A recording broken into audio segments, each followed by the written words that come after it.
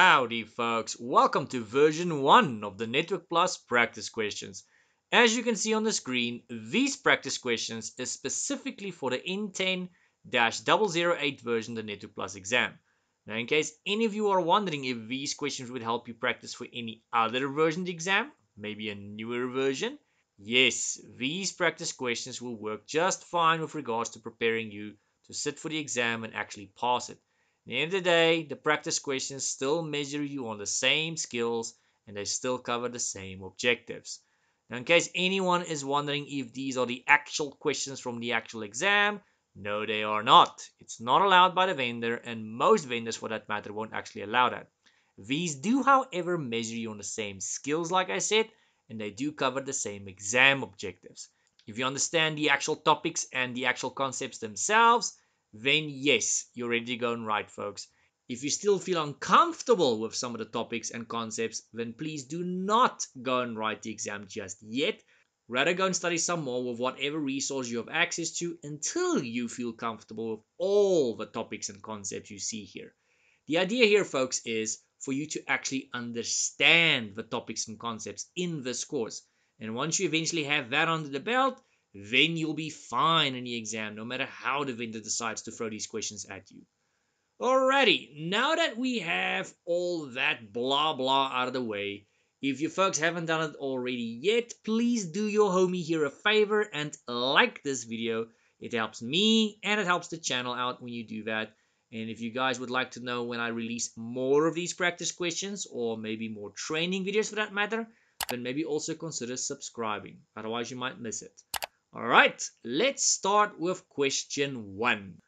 You have a user who complains that they have no internet on their device. You run the ipconfig command on their device and you see the output in the example. What kind of IP address does the user have? Now, with regards to this example it's being referred to, here it is. So you can see here in this command prompt, we know the ipconfig command has already been typed in. It has already been ran or run. And you can see what the output actually is. Now, there is the IP address, guys. So that's the IP address. It starts with 169.254.something.something. All right, so now you've got it. Let's go back. I'm going to show you guys the possible answers we've got here. So these are the 4 possible answers we've got to our disposal. Now, remembering that IP address we just saw, what kind of IP address is that? Does the user have a public IP address? Does he or she have a loopback IP address? Is it possibly an APIPA IP address, or is it possibly a private IP address? Now, a public IP address, guys, first of all, is an IP address that you would normally not recognize. It is something you would get from your ISP. This is what the outside world would see. So inside your home or inside your office network, you have what we call a private IP address. That is something that either you can go and configure manually yourself, which we call a static IP or a fixed IP, or you can obtain it automatically from what is known as your DHCP. Either way, potato, that is a private IP address. And as soon as you go through your router to the outside world, like the internet, then you would have what we call a public IP address, which you get from your internet service provider, ISP for short. So that IP address we see there is something you would have if you don't have access to the internet. So it's not a public IP address. A public IP address is something you would have if you've got access to the internet. The fact that the user has no access to the internet, I can guarantee you that is not a public IP address. Now the second one here says a loopback IP. A loopback IP, in case you guys don't know, is 127.0.0.1. That is an IP address you would go and ping, if you know what ping is. And that is to test your own TCP IP stack and also to go and test things like your own network card. So if you suspect that there might be something wrong with your network card, that is the IP address we would normally go and ping. Now, if you really want to, you can also just go and ping your own IP address, your actual IP address, if you know what it is. It's going to be the same thing. But generally, since we don't always know what our own IP is, since it's often on dynamic, it's quicker and easier just to go and ping the loopback IP address. So I told you guys what it is. It's 127.0.0.1. And the IP we saw in that example was 169.254.something.something. So it's not B the answer. It's not A the answer. Now looking at answer C here. Is it possibly an APIPA IP address? Yes, it is. Our people IP addresses, guys, starts with 169.254.something.something. It's not actually really an IP address per se. It is something you would get if you're unable to get an IP address. Now, if you manually go and type in an IP address on your desktop or laptop or server, you will have what we call a fixed or static IP, like I said earlier, and you will never actually have an IP address. But if you were to go and configure your machine on dynamic, which means it doesn't have an IP address, as soon as you connect that machine to the internet, maybe you connect it to your office Wi-Fi or your home Wi-Fi, maybe you go and plug in an Ethernet cable. As soon as you do that, assuming that device is on dynamic, it is then going to go proceed to ask for an IP address. It asks for one from the DHCP server. Now, if it's a small office network or your home network, it's probably going to get it from your router because routers normally have DHCP built into them and it's normally turned on by default. So it's probably going to get it from your home or your office router. If you have a medium or a large size company, they have normally turned off the DHCP functionality on their router because there they have an actual server where they have installed DHCP as a role because it gives them more functionality. Now, when you're unable to get an IP address from your DHCP, whether it be your router or an actual server, this can be for any reason. Maybe the cable is unplugged. If you're on the Wi-Fi, maybe the signal is too weak. It can be for any reason, guys. But if you're unable to get that IP from the DHCP, for whatever reason it might be, then you will have what we call an APIPA IP address, which is actually the answer here in case I haven't said it already. So whenever you see 169.254.something.something on someone's machine, it means that machine is on dynamic, and it also means that machine is unable to get an IP address. And it's up to you to figure out why.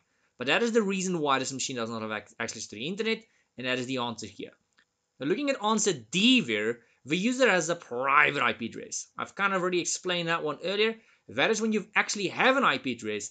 It is on the inside of your home or your office network. And this is something you would normally go and configure yourself manually, either statically. It can be something like 192.168.0. something. It can be 172.16. something, for example. It can be 10.0. something. something. Either way, those are examples of private IP addresses. So if you see an IP you don't recognize, it's probably public. If it's 127.0.0.1, it's loopback. If it's 169.254.something.something, it's an APIPA. And if you see any of these three IP addresses that I've got on the screen for you guys, 192.168.0, that's a class C. At least that's how CompTIA sees it. That's class C private IP addresses. It's not set in stone. It's just generally seen as like that. If you see a 172.16.something.something, that's normally class B private IP addresses. Also not set in stone. It's just normally how it's seen. And if you see 10.something.something.something, that's normally seen as a class A private IP address. Also not set in stone, but that's normally how it's seen by default. All right, so there's your answer. It's answer C, guys. Question 2, and this is going to be very similar as to the first question with a slight change. I changed it up a little bit. So question 2 says, you have a user who complains they have no internet on the device, exactly like the previous question. You run the ipconfig command on the device and see the output in the example, pretty much exactly like the previous question, except now it says, what command should you run first? Previously, the question asked you, what kind of IP address do you have? And we now know it's an APIPA IP address. I'm going to show you guys the example here again. There we go. You can see what it looks like. There's the IP address. It's an APIPA. That means we do not have an IP address. Now this time, the question asks, what command should you run first? Here is 4 possible commands for you guys. You'll see all 4 of them start off ipconfig. The first one says ipconfig/all. That's answer A. Now that is to show you the networking information for the most part on this specific device on which you're running the command. If you just run ipconfig, it's just going to show you basic networking information. But if you go and add the /all, it shows you a lot more detail. It will, for example, show you the MAC address, which is referred to as the physical address, and all kinds of nonsense like that. If you look at answer B, that one says /release. That is a command we would run on a machine that's got a dynamic IP address, not a fixed IP address, and that is to release the current dynamic IP address. Why would one want to do that, you might ask? That is if you have a dynamic IP address that is expired. Yes, they can actually expire. So if you have a fixed IP address, it never expires. It'll stay like that until you go back in there one day, or someone else does it, and you go and change it manually. But if you have a dynamic IP address, which you get from your DHCP, wherever the heck it might be, that IP normally expires. When exactly, I can't tell you because it depends on when you configure it to expire. But for the average company, it's normally about 24 hours. And when it expires, you will still have an IP, but you'll notice you cannot access any resources. You cannot access the internet, resources won't work, that kinds of stuff. So how do we fix that issue? You need to go and renew the IP. Now, how does this normally take place? Why don't we normally experience this issue? It's because normally, guys, when you turn your machine off, your laptop or desktop, it releases the old IP address.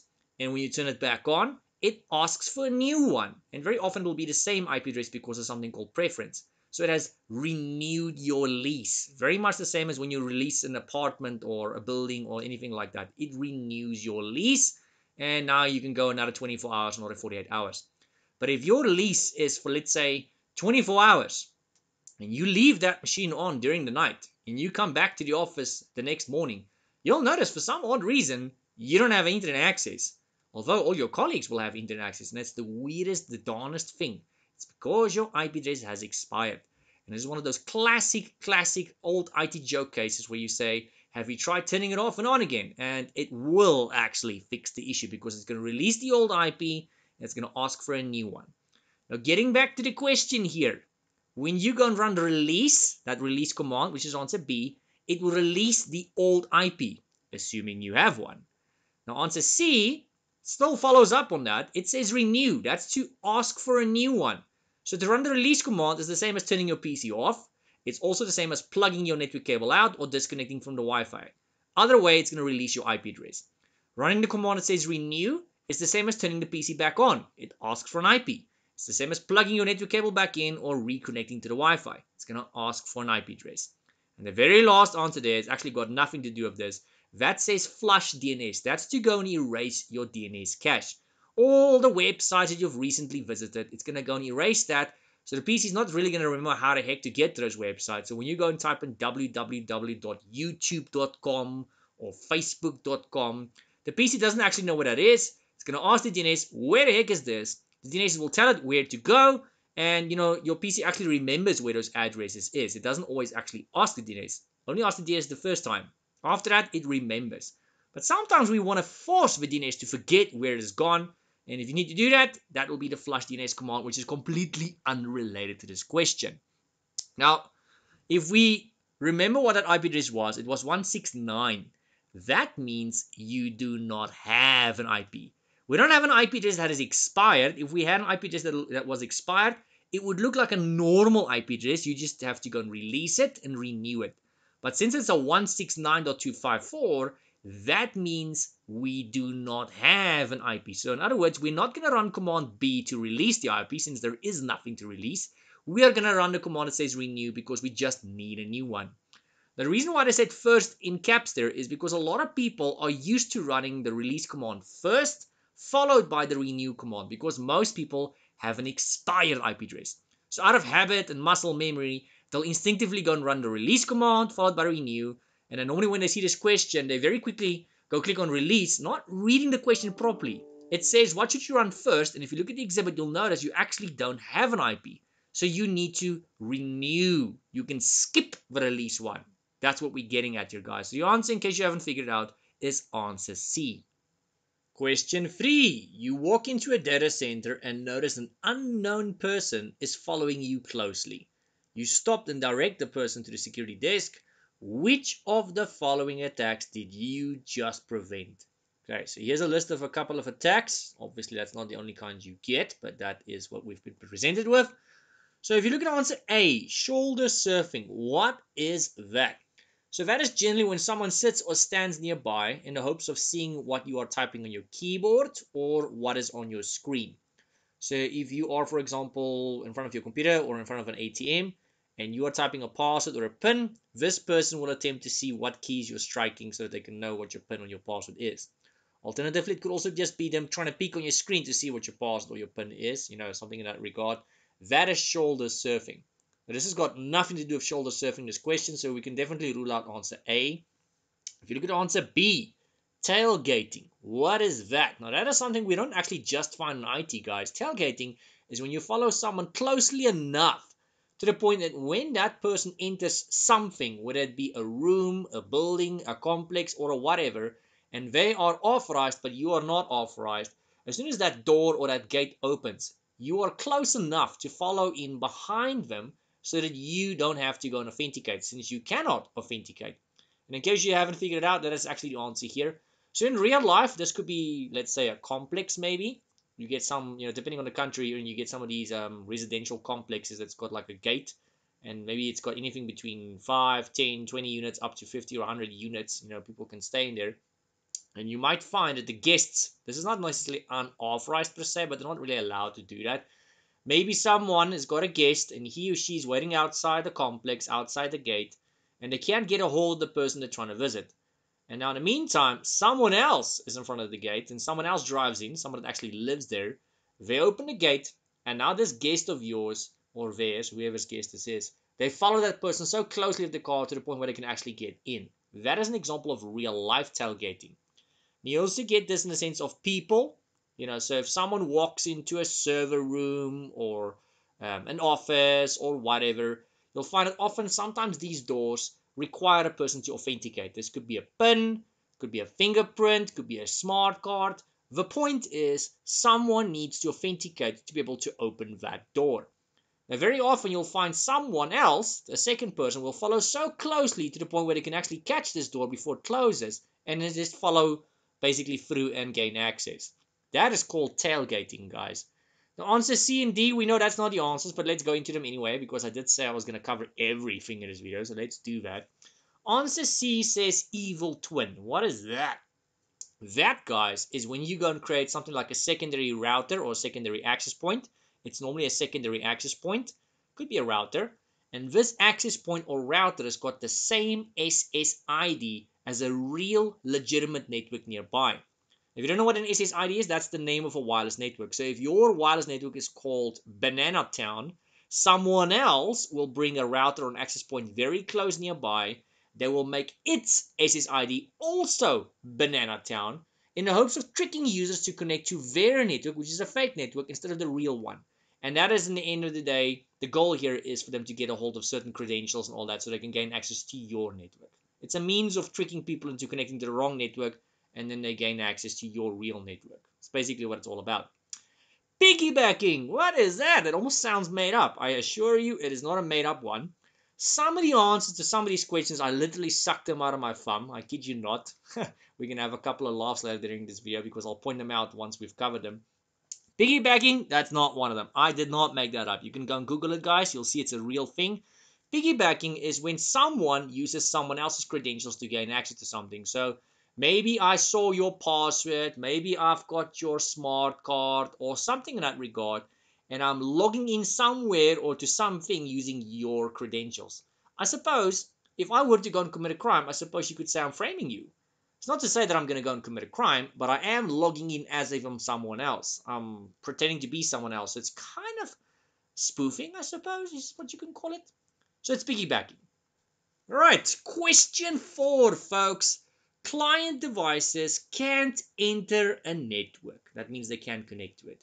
You have determined that the DHCP scope is exhausted. That means there's no IP addresses left. There's only a certain amount of IP addresses in that scope. This could be a 50, it could be 100, it could be 200. And when we say the scope is exhausted, we mean there is no more IP addresses left. So if you had 100 and there's 100 devices connected to your network, you would have exhausted the scope, which means there's no IP addresses left. And any new device that tries to connect to the network or enter the network, like the beginning of this question says, it will be unable to get an IP. Hence, it will be unable to connect to the network. And the rest of the question says, you want to avoid creating a new DHCP pool, which is also called a new DHCP scope. That means we want to avoid creating more IP addresses. Which of the following can you perform to resolve the issue? Is it A, install a load balancer? No, completely unrelated. A load balancer can be installed in many ways, in many places. It can be in the cloud, it can be on premises. It is when you install 2 or more of something to reduce the load. This can be 2 network cards, 2 servers. So if I install 2 network cards, I can transfer at twice the speed and I'm splitting the load between the two network cards. If I've got two identical servers that render the same service, these would be an example of load balancing as well. Also gives you redundancy, that's another benefit. And that's going to split the load so I can give people what they need twice as fast. So speed is not an issue here, guys. Performance is not an issue. We simply have run out of IP addresses. So it's not answer A. B says install more switches. Unrelated. The switches they're referring to is network switches, where you will normally go and plug in a network cable. We call them Ethernet cables. I just call them LAN cables. It's normally Cat 5, Cat 6, something in that regard. This is to allow multiple devices to connect to one another on a network. It's got nothing to do with IP addresses. So it's not that. It's for actual cables. So the answer is not A. It's not B. Answer C says decrease the number of VLANs. Now this is something we would normally also do on a switch. That is to create virtual networks inside your physical network. It's so that you can go and get more networks without having to spend more time and money and effort and all that, on getting extra hardware in there, extra switches and extra network cables and all that. And it's also to control different types of traffic, VoIP traffic, email traffic, this traffic, that traffic. So once again, we have an IP address problem here. We're running out of IPs. Decreasing the number of VLANs is not going to create more IP addresses. It's just going to create less networks. That's all it's going to do. Less digital networks, not physical networks. So that's not C either. So that leaves us with D, which is the answer. And the answer here is reduce the lease time. Why, though? Why is that the answer? Because, guys, lease time is going to force people to disconnect, or anyone that left their laptop or desktop or tablet or phone connected to the network, and if that person is no longer using that device, that IP address is just being wasted. You'll find very often someone connected to the network somewhere along the line, and they're nowhere near the PC. Maybe their laptop or desktop is just idling there during the night. In other words, that IP is going to waste, or that phone or tablet is just lying on a desk somewhere. They connected to the network. They no longer need an IP address, but they never actually disconnected from the network. So if you can reduce the lease time, that IP address will eventually expire, which means that device gets kicked off the network, the one that's no longer needed or in use, and that frees up more IP addresses. As soon as a device, the IP address expires, it goes back into the pool, which means it's available for someone else to go and use. So if someone else tries to connect now, there's going to be more IP addresses available. So we still have the same amount of IP addresses here. We're just wasting less IP addresses because the ones that's not in use, those guys are going to get kicked off. That's the idea behind the answer, guys. Question 5. Which of the following DNS records works as an alias to another record? Alright, so here's 4 different kinds of records you'll find in DNS. Keep in mind, these are not the only kinds you'll get. For example, you get PTR. I see that one's missing there, amongst a couple other ones as well. Now, if you look at the first one, A, it says A. I don't even know how to pronounce that. That kind of record, guys, is for IP version 6. If you look at answer B, which says CNAME, that is for alias, so from one name to another, so for a subdomain or anything like that. That actually is the answer here. If you look at C, MX, that is for exchange records. And if you look at D, which kind of feels like the most common one to me most often, maybe it's just because that's the one I work with most often, A is for good old-fashioned IP version 4. So if you just see A, which just feels to me like the most common one, it probably might not be, IP version 4, and then that one way at the top of all that A's, that will be IP version 6. Once again, the answer is B. So CNAME is to, well, have an alias. Question 6. Which of the following provides redundancy on a file server to ensure the server is still connected to a LAN even in the event of a port failure on a switch? So we want redundancy, but they're specifically mentioning port failure on a switch. All right, so how can we achieve that? There's the 4 possible answers for you guys. The first one, I think, actually is the answer, NIC teaming. So NIC teaming is when you've got 2 network cards in a computer or a server. This is normally something we'll do in a server. It could actually be more than 2, mind you. It could actually even be 3 in some cases. But normally we'll do 2. I recommend you get 2 of the exact same make and model. It's not set in stone, but you are going to have all kinds of issues if you don't do that. Same make, same model preferably. You get 2 network cards. You plug them both in at the same time into network cables, and they both plug into the switch. So now, in the event of one of your network cards failing or a port failure, like the question suggests, then the service will never be unavailable. So this file server they're talking about, if a port fails, or that cable fails, or your network card fails, then this file server will become unavailable to your users. But if you had a second network card with a second cable and was plugged into a second port and a switch, you wouldn't have that. The service would still be available now, wouldn't it? Because it's a backup card with a backup cable and a backup port. So if the first port went kaplooey, no problemo. Now, why is the answer not B, C, or D? If you look at B, RAID array, that's when you've got multiple hard drives. So that's to get more speed, depending on what RAID you've got. You get RAID 0, RAID 1, RAID 5, and there's quite a few other ones as well. Depending on what kind of RAID we're talking about, it'll either give you performance or redundancy or both. So if you look at something like RAID 0, that'll give you performance for the most part. If you look at something like RAID 1, that'll give you redundancy. But it involves having multiple hard drives here. It is not to give you redundancy in the sense of a port failure. This is to give you redundancy in the sense of a data failure, assuming, of course, you've got the right array. So if you don't have the right array or RAID array, that's not going to help you with data failure either. I mean, if you look at RAID 0, that's to give you speed, not redundancy. So even there, if a hard drive fails, you can kiss your data goodbye. Looking at answer C, very flippant close to answer A. Answer C sometimes actually does involve having multiple network cards, kind of like answer A. Answer A is multiple network cards, but they're combined to act as one. Answer C is to split the load, and depending on how you do it, you could technically achieve NIC teaming or redundancy, but it's not necessarily used for that. So I would say the answer is A. If A was not available, I would say C would have been my second choice, although that's not technically the answer. And the last answer there, UPS, which stands for uninterruptible power supply. That's a means or a source of backup power. It's a backup battery, and in the event of a server or a computer or something going offline, that backup power will still keep this device up and running. So it is redundancy. I mean, the question does want redundancy, but the question wants redundancy in the event of a port failure, not a power failure. UPSs are used for power failures, not port failures. So it's the wrong kind of failure here. All right, let's move on to the next question. Question 7. Which of the following is used to track and document various types of known vulnerabilities? All right, so we want to track them and document them. And what are we tracking and documenting? Known vulnerabilities. So if you look at the first answer, least privilege, that's got nothing to do with that, guys. So least privilege is when you give someone or something just enough privilege or permissions to achieve a task or a goal. So if you are an administrator, but you're not the main administrator at my company, I will give you admin rights, but just enough to do your day-to-day jobs. This is not just because we don't trust certain staff members and individuals, it's also in the event of an account possibly getting compromised. So this actually includes your own account, guys. You should never use the main admin account unless you absolutely need to. This just massively reduces the chances of that account getting compromised. Anyway, that's not the answer. Looking at answer B, 0 day. This is often referred to as a 0-day exploit.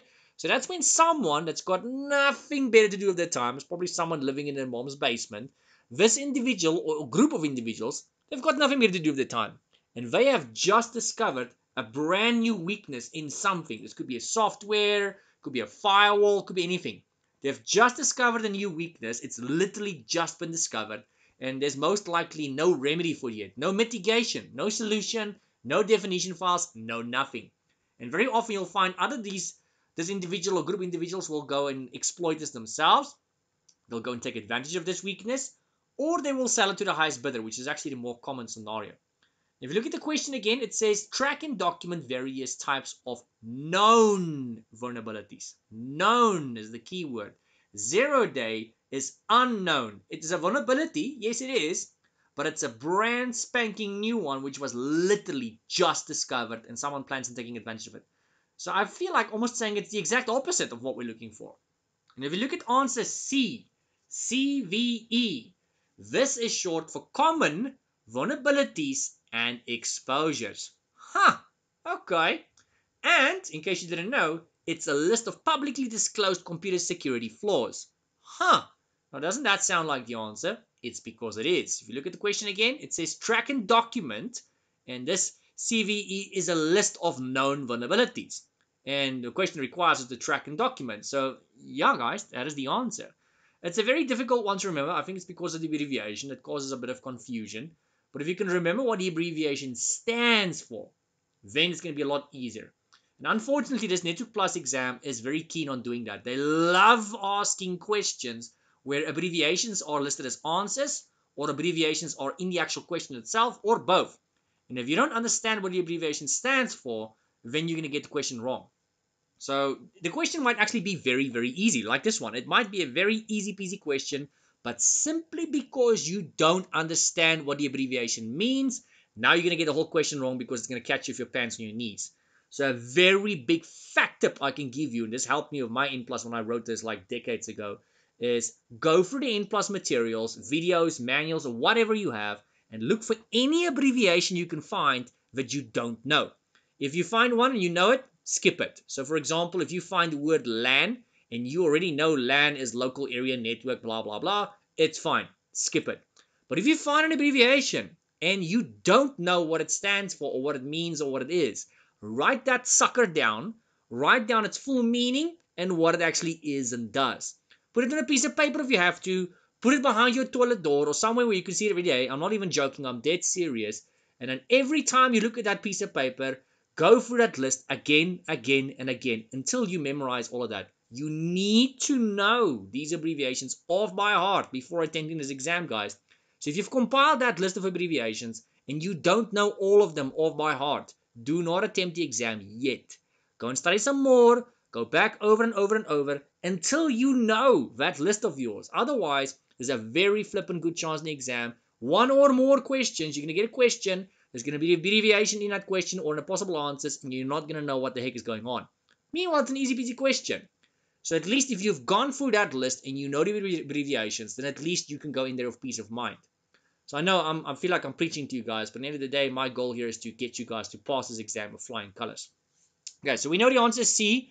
And just in case anyone was wondering what the heck answer D is, penetration testing. That is if you or a group of individuals gets hired at a company to test the security. You basically get paid to hack the company, for lack of a better description. It's all legal. They know who you are and what you're going to do. And if you get in, or if you don't get in, you give them a report, this company afterwards. You tell them, okay, I was able to get in. I was not able to get in. If you're able to get in, you tell them exactly what you were able to get into, how long it took you, how you got in there, and you tell them what they can go and do to remedy the situation.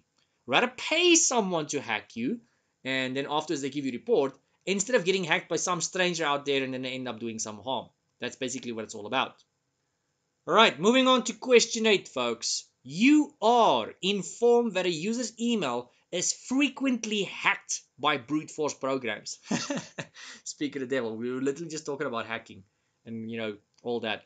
So someone is moaning and groaning that their account gets frequently hacked by brute force programs. If you don't know what it is, a brute force program is something we use to guess the user's password. So yeah, I suppose I can go and guess a user's password myself as a human, but it's very unlikely you're going to get it right. If you look at most platforms these days, the majority of platforms require someone to have an 8-character password or longer, uppercase, lowercase, numbers, and symbols. So the chances of you guessing that as a human is next to null. So we normally use programs and we use supercomputers to go and crack that password. This is a brute force attack. Now the question says, which of the following policies should you implement to best mitigate this issue? That means there's more than one answer. So if you see the word best in capital in exam, it's not really going to be highlighted in red. I just did that to draw your attention. But in the exam, you will find that the word best or most or anything like that, it will in the exam be highlighted in bold and it will be in capital letters. It just won't be in red. But they are going to get questions like that in the exam. That means there's more than one answer that's most likely right here. They want to know which one is more correct out of these little weasels. Alright, so the person keeps getting hacked by programs that guesses his or her password. What can we do to get around that, to make it a little bit harder? And keep in mind, we have to choose two answers here now. Answer A, two-factor authentication. So far, I'm inclined to say yes. So you still get, surprisingly, a lot of companies that has one-factor authentication. That means the user literally just types a password in the username, or email address in the username, or just a password, and that's it. Two-factor means you or the user has to provide two forms of proof that you are who you claim to be. This could possibly be like a password and a PIN, an OTP, or it could be a password and then the user has to go and authenticate on some sort of app like the Microsoft Authenticator app. It's not unhackable, but it's a lot harder to crack. Brute force is not going to work because even if they guess the user's password, they still need the OTP or they still need to be able to authenticate on the person's phone on the app. So it's going to stop them right in their tracks. So far, A is an answer. Geofencing, it's not a bad form of security. I wouldn't say it's bad, but it's not the best. Remember, the answer says best. Geofencing is when you force the user to be in a specific location before they can log in. They have to be at the office or they have to be at home. Now, normally how we do this is we use public IP addressing. So it's not the best because if someone really knows what they're doing, let's say they have to be at the office. If they're at home, they can technically just VPN to the office, which is basically technically teleporting yourself to the office. Then you will still have the office IP address and you'll still be able to bypass this. So it's not the best security. It's not the best mitigation. It's a mitigation. It's just not the best in my opinion. But depending on what the other answers is, I might go for it. I might not go for it. Answer C, captive portal. That is generally something the users would see if they have a wireless network. So if you go to like a coffee shop or a restaurant or in some companies and you connect to the wireless network, you'll see it's going to ask you for a username and a password. It might ask you for a voucher number or a PIN or anything like that. That's a captive portal. So captive portal, that's more applicable to wireless networks. And here they talk about the person's email that keeps getting hacked. We're not talking about a wireless network. It's not that. So the answer C is kind of very unrelated to this. D, complex passwords. Yes, because these brute force programs, the longer your password is and the more complex it is, the harder it is for these programs to crack the freaking password. So that's why we always recommend to someone to have at least an 8-character password. The longer it is, the better. The more complex it is, the better. Because by the time that program cracks that password, if it cracks it, it would have expired like 2 or 3 times over. So the answers here, guys, is two-factor authentication and complex passwords. Question 9. Which of the following service models would most, you see there's the word most in capital again, which of the following service models would most likely be used to replace on-premises servers with a cloud solution? So you or this person or whoever these people are, you've got actual physical servers on premises. You want to move this shenanigans down to the cloud and you want to know which one is going to basically represent this or resemble this the closest. So they've got different kinds of cloud there on the list. There's a couple of cloud forms for you guys. All of these are, for the most part, public forms of cloud. So the first one is software as a service. That's what the S stands for. B is platform as a service. And then C is infrastructure as a service. And D is disaster recovery as a service. So the ones we really need to look at is A, B, and C. D is for disaster recovery. We're not talking about disaster recovery here, guys. We want to know which one is going to resemble our servers in the cloud the closest. Now the answer here, guys, is going to be C, infrastructure as a service. All three those, A, B, and C, software, platform, and infrastructure as a service, all three of them are examples of public cloud. But with public cloud, you're always going to relinquish some level of control. The question here is how much control? Now, infrastructure as a service is the one where you've got the most control. That is the same as having servers on premises, whether you have physical servers on premises or virtual servers on premises. If you go and use infrastructure as a service, you will have servers running on some cloud platform. This could be something like Microsoft Azure or AWS, which is from Amazon. And you can still go and choose the actual hardware. You might not be able to see the hardware. You might not be able to touch the servers on the network cables, but you can still choose the hardware. You can choose the specs of your server.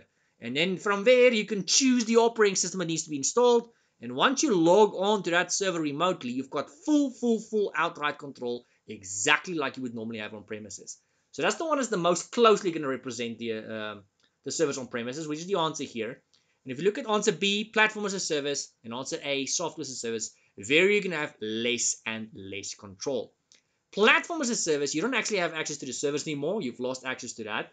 But this is basically where someone like Microsoft or whoever the cloud provider is, they have taken the liberty here of doing most of the work for you with something. Active Directory would be a really good example of that. So most of you guys may have heard of Active Directory. Some of you guys might have actually had the opportunity to work on Active Directory.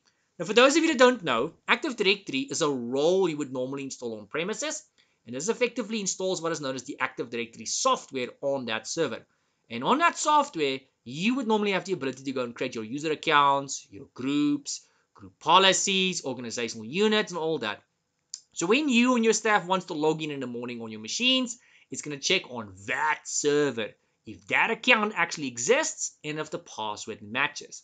Now, I wouldn't say it's rocket science to make that kind of server. It just takes freaking long. You would normally have to go and make a physical or virtual server, which takes time. You would have to install the server operating system, which takes time. You would have to add a role, which is the ADDS role, Active Directory Domain Services.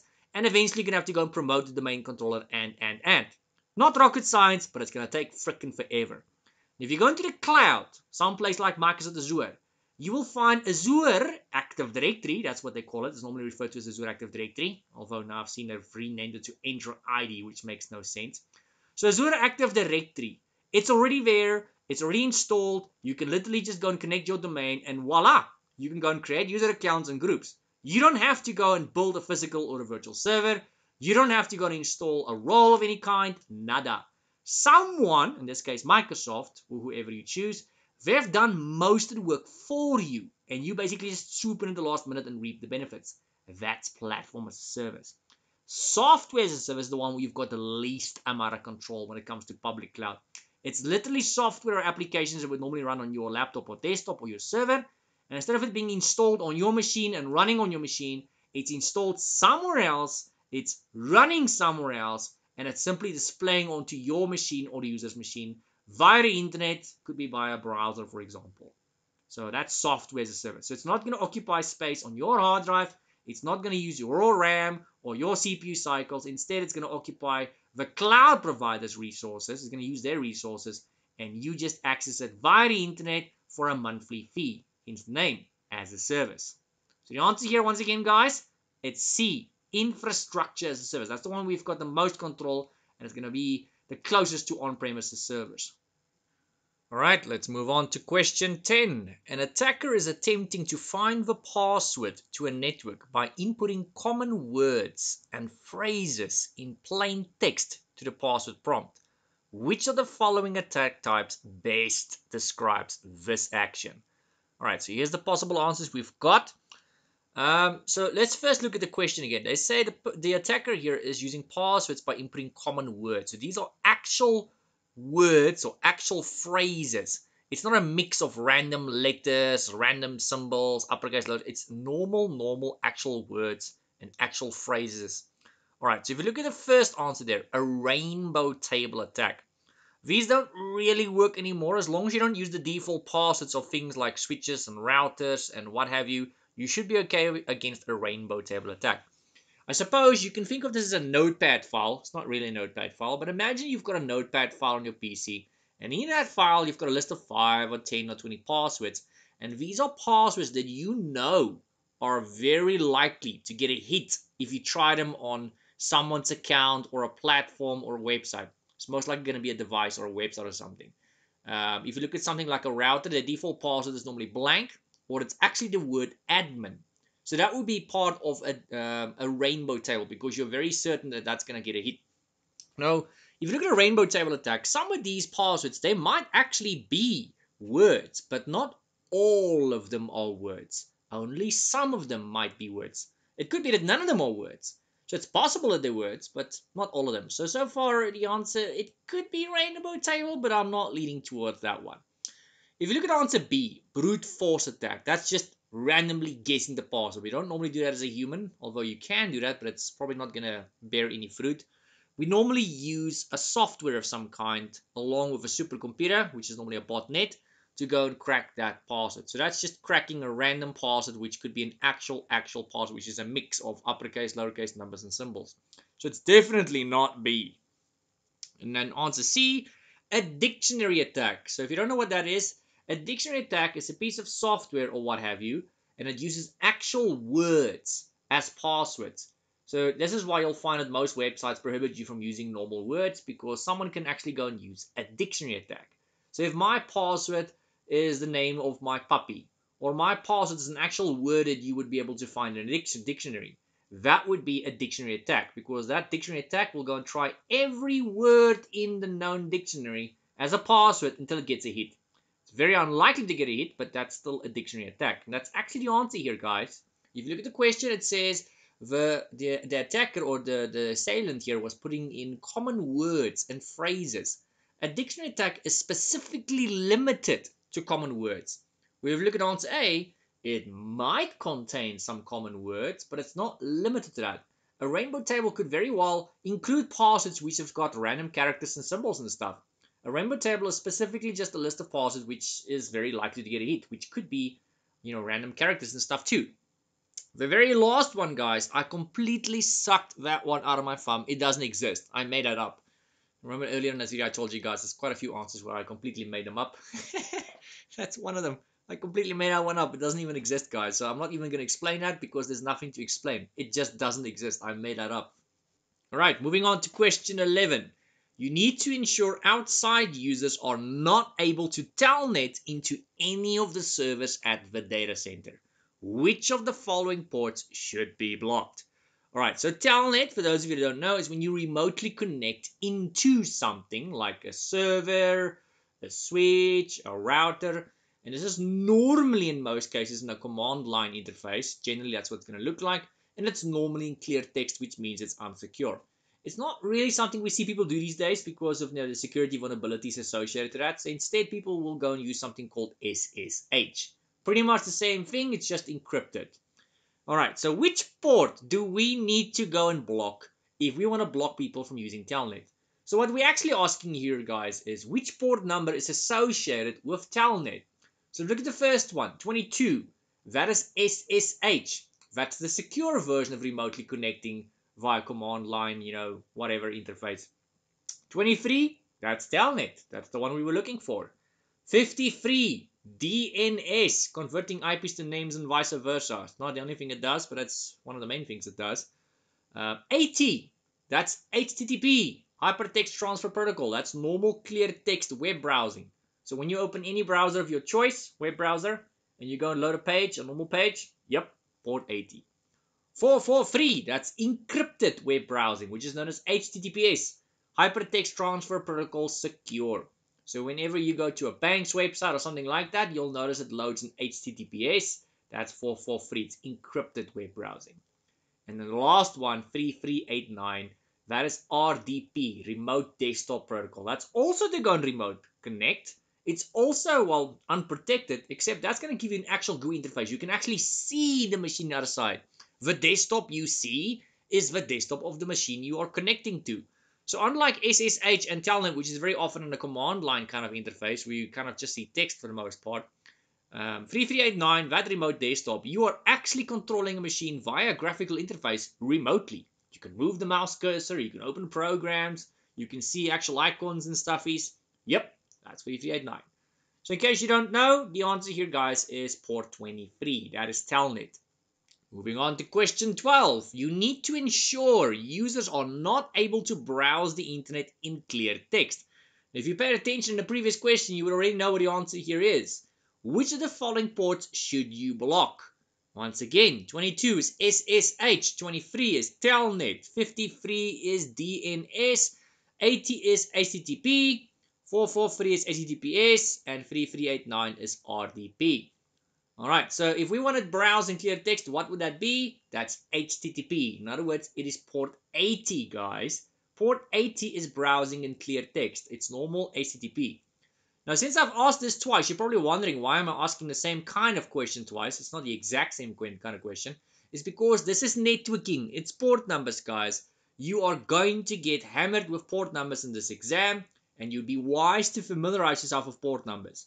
Now, I'm not saying you should know them all. There's like 65,500 and I think 35 or 36 port numbers. You absolutely don't need to know those. You just need to know the most well-known port numbers. Common port numbers. I have videos specifically for that on my channel. I think there's like even an N+ video specifically for that, which shows you the common port numbers or the well-known ones. There's not a lot. It's probably going to be like 20 port numbers or so. You'd be very wise to familiarize yourself with all those well-known common ones. That is the ones you'll get asked in the exam. All right, moving on. Question 13. Which of the following attacks encrypts a user's data and requires a proper backup implementation to be able to recover from this kinds of attack? Which one would that be? So the very first answer we've got here, folks, is MAC spoofing. So what was spoofing? Spoofing is to go and forge something, like forging a MAC address. So I'm pretending to be someone I'm not, and in this instance, we would be using that person's MAC address. So this has got nothing to do with encrypting people's data. It's not that one. That is just to pretend to be someone else by using their MAC address. If you look at answer B, phishing. That is when I or someone is phishing for sensitive information. I could be sending you an email. I could be calling you, that kinds of stuff. And I'm trying to trick you into giving me information. Usually it's sensitive information, like a username and a password, possibly a credit card number, maybe a social security number or an ID number or a passport number. That is what phishing is. I'm fishing for something of value, something sensitive, but it's got nothing to do with encryption. So it's not A, it's not B, the answer. If you look at answer C, ransomware. Yes, that actually is the answer. It's a form of malware that normally infects one system or many systems. Most often it'll infect many systems. So if you ever find ransomware on a machine in your company or your home, you should immediately disconnect it from the network, because most often these things would go and spread to other machines. Although, from my experience, normally by the time you realize you've got ransomware, it's already too late. It's already spread to other machines on your network as well. So it's going to encrypt all your data in most cases. And sometimes you can still browse the machine. Sometimes you can't. Most often you'll see all the icons to all your files and documents change. And the names might even change. The names might sometimes be the account that you have to pay the ransom into. It's normally going to be a cryptocurrency that you're going to have to go and use to pay them. Most often it's Bitcoin, but it can also be other forms of cryptocurrency. You'll find that there's generally a message going to be on the screen, a prompt or a splash screen if you want to call it that. It's going to most often have a little timer of sorts that's going to count backwards. And it tells you need to pay the ransom in cryptocurrency in that time frame, or else they threaten to delete your data, which is always funny because you already lost access to it. It's normally 24 hours or 48 hours the ransom that you have to pay it in. I think 48 hours is the more common one. But I have seen some other ones that will say 72 hours or even longer than that. So yeah, it varies. Ransomwares, they all vary. But generally, what they have in common is they demand a ransom. They're giving you a time period to pay the ransom or risk losing all your data permanently. And obviously, they encrypt your data. So that's the answer, guys. The last one there, in case you were wondering what that is, DDoS, that is distributed denial of service attack. That is when I deny you or a group of people access to a service. This could be a server, internally or externally. It could be a website, internally or externally. It could be something else. It could be an application in the cloud for all we know. So how we deny this access is to overload that service in most cases. So if this service, whatever it is, or server, let's say it can handle 10,000 users in an hour, we would go and bombard it with maybe 100,000 users in that hour, which means it's going to time out or it's going to completely crash, and then in turn this service or server will be rendered unavailable to whoever wants to go and use this service or server. Alright, so that's what that one is. The answer, guys, is answer C. Alright, moving on to question 14. You want to analyze attacks directed toward the company's network. Which of the following must you implement to assist in this goal? Alright, so there's attacks that may or may not be directed to your company's network, and you want to be able to analyze those attacks. Which of the following will allow you to do just that? Look at the first answer here, folks. It says a honeypot. That actually is the answer in this scenario. Why? A honeypot, I suppose you can say it's like a piece of bait. You're leaving a little bit of bait there. The attacker is going to go after that. Meanwhile, it's not the real server. So if they're trying to attack your server, it's going to be like a fake server. They think they're attacking your real server. Meanwhile, they're not. It's a fake server you put there. It's a honeypot. It's like bait. And while they're attacking that fake server of yours, it gives you time to sit there and chill and just investigate the traffic and check the attack out and check on what's going on.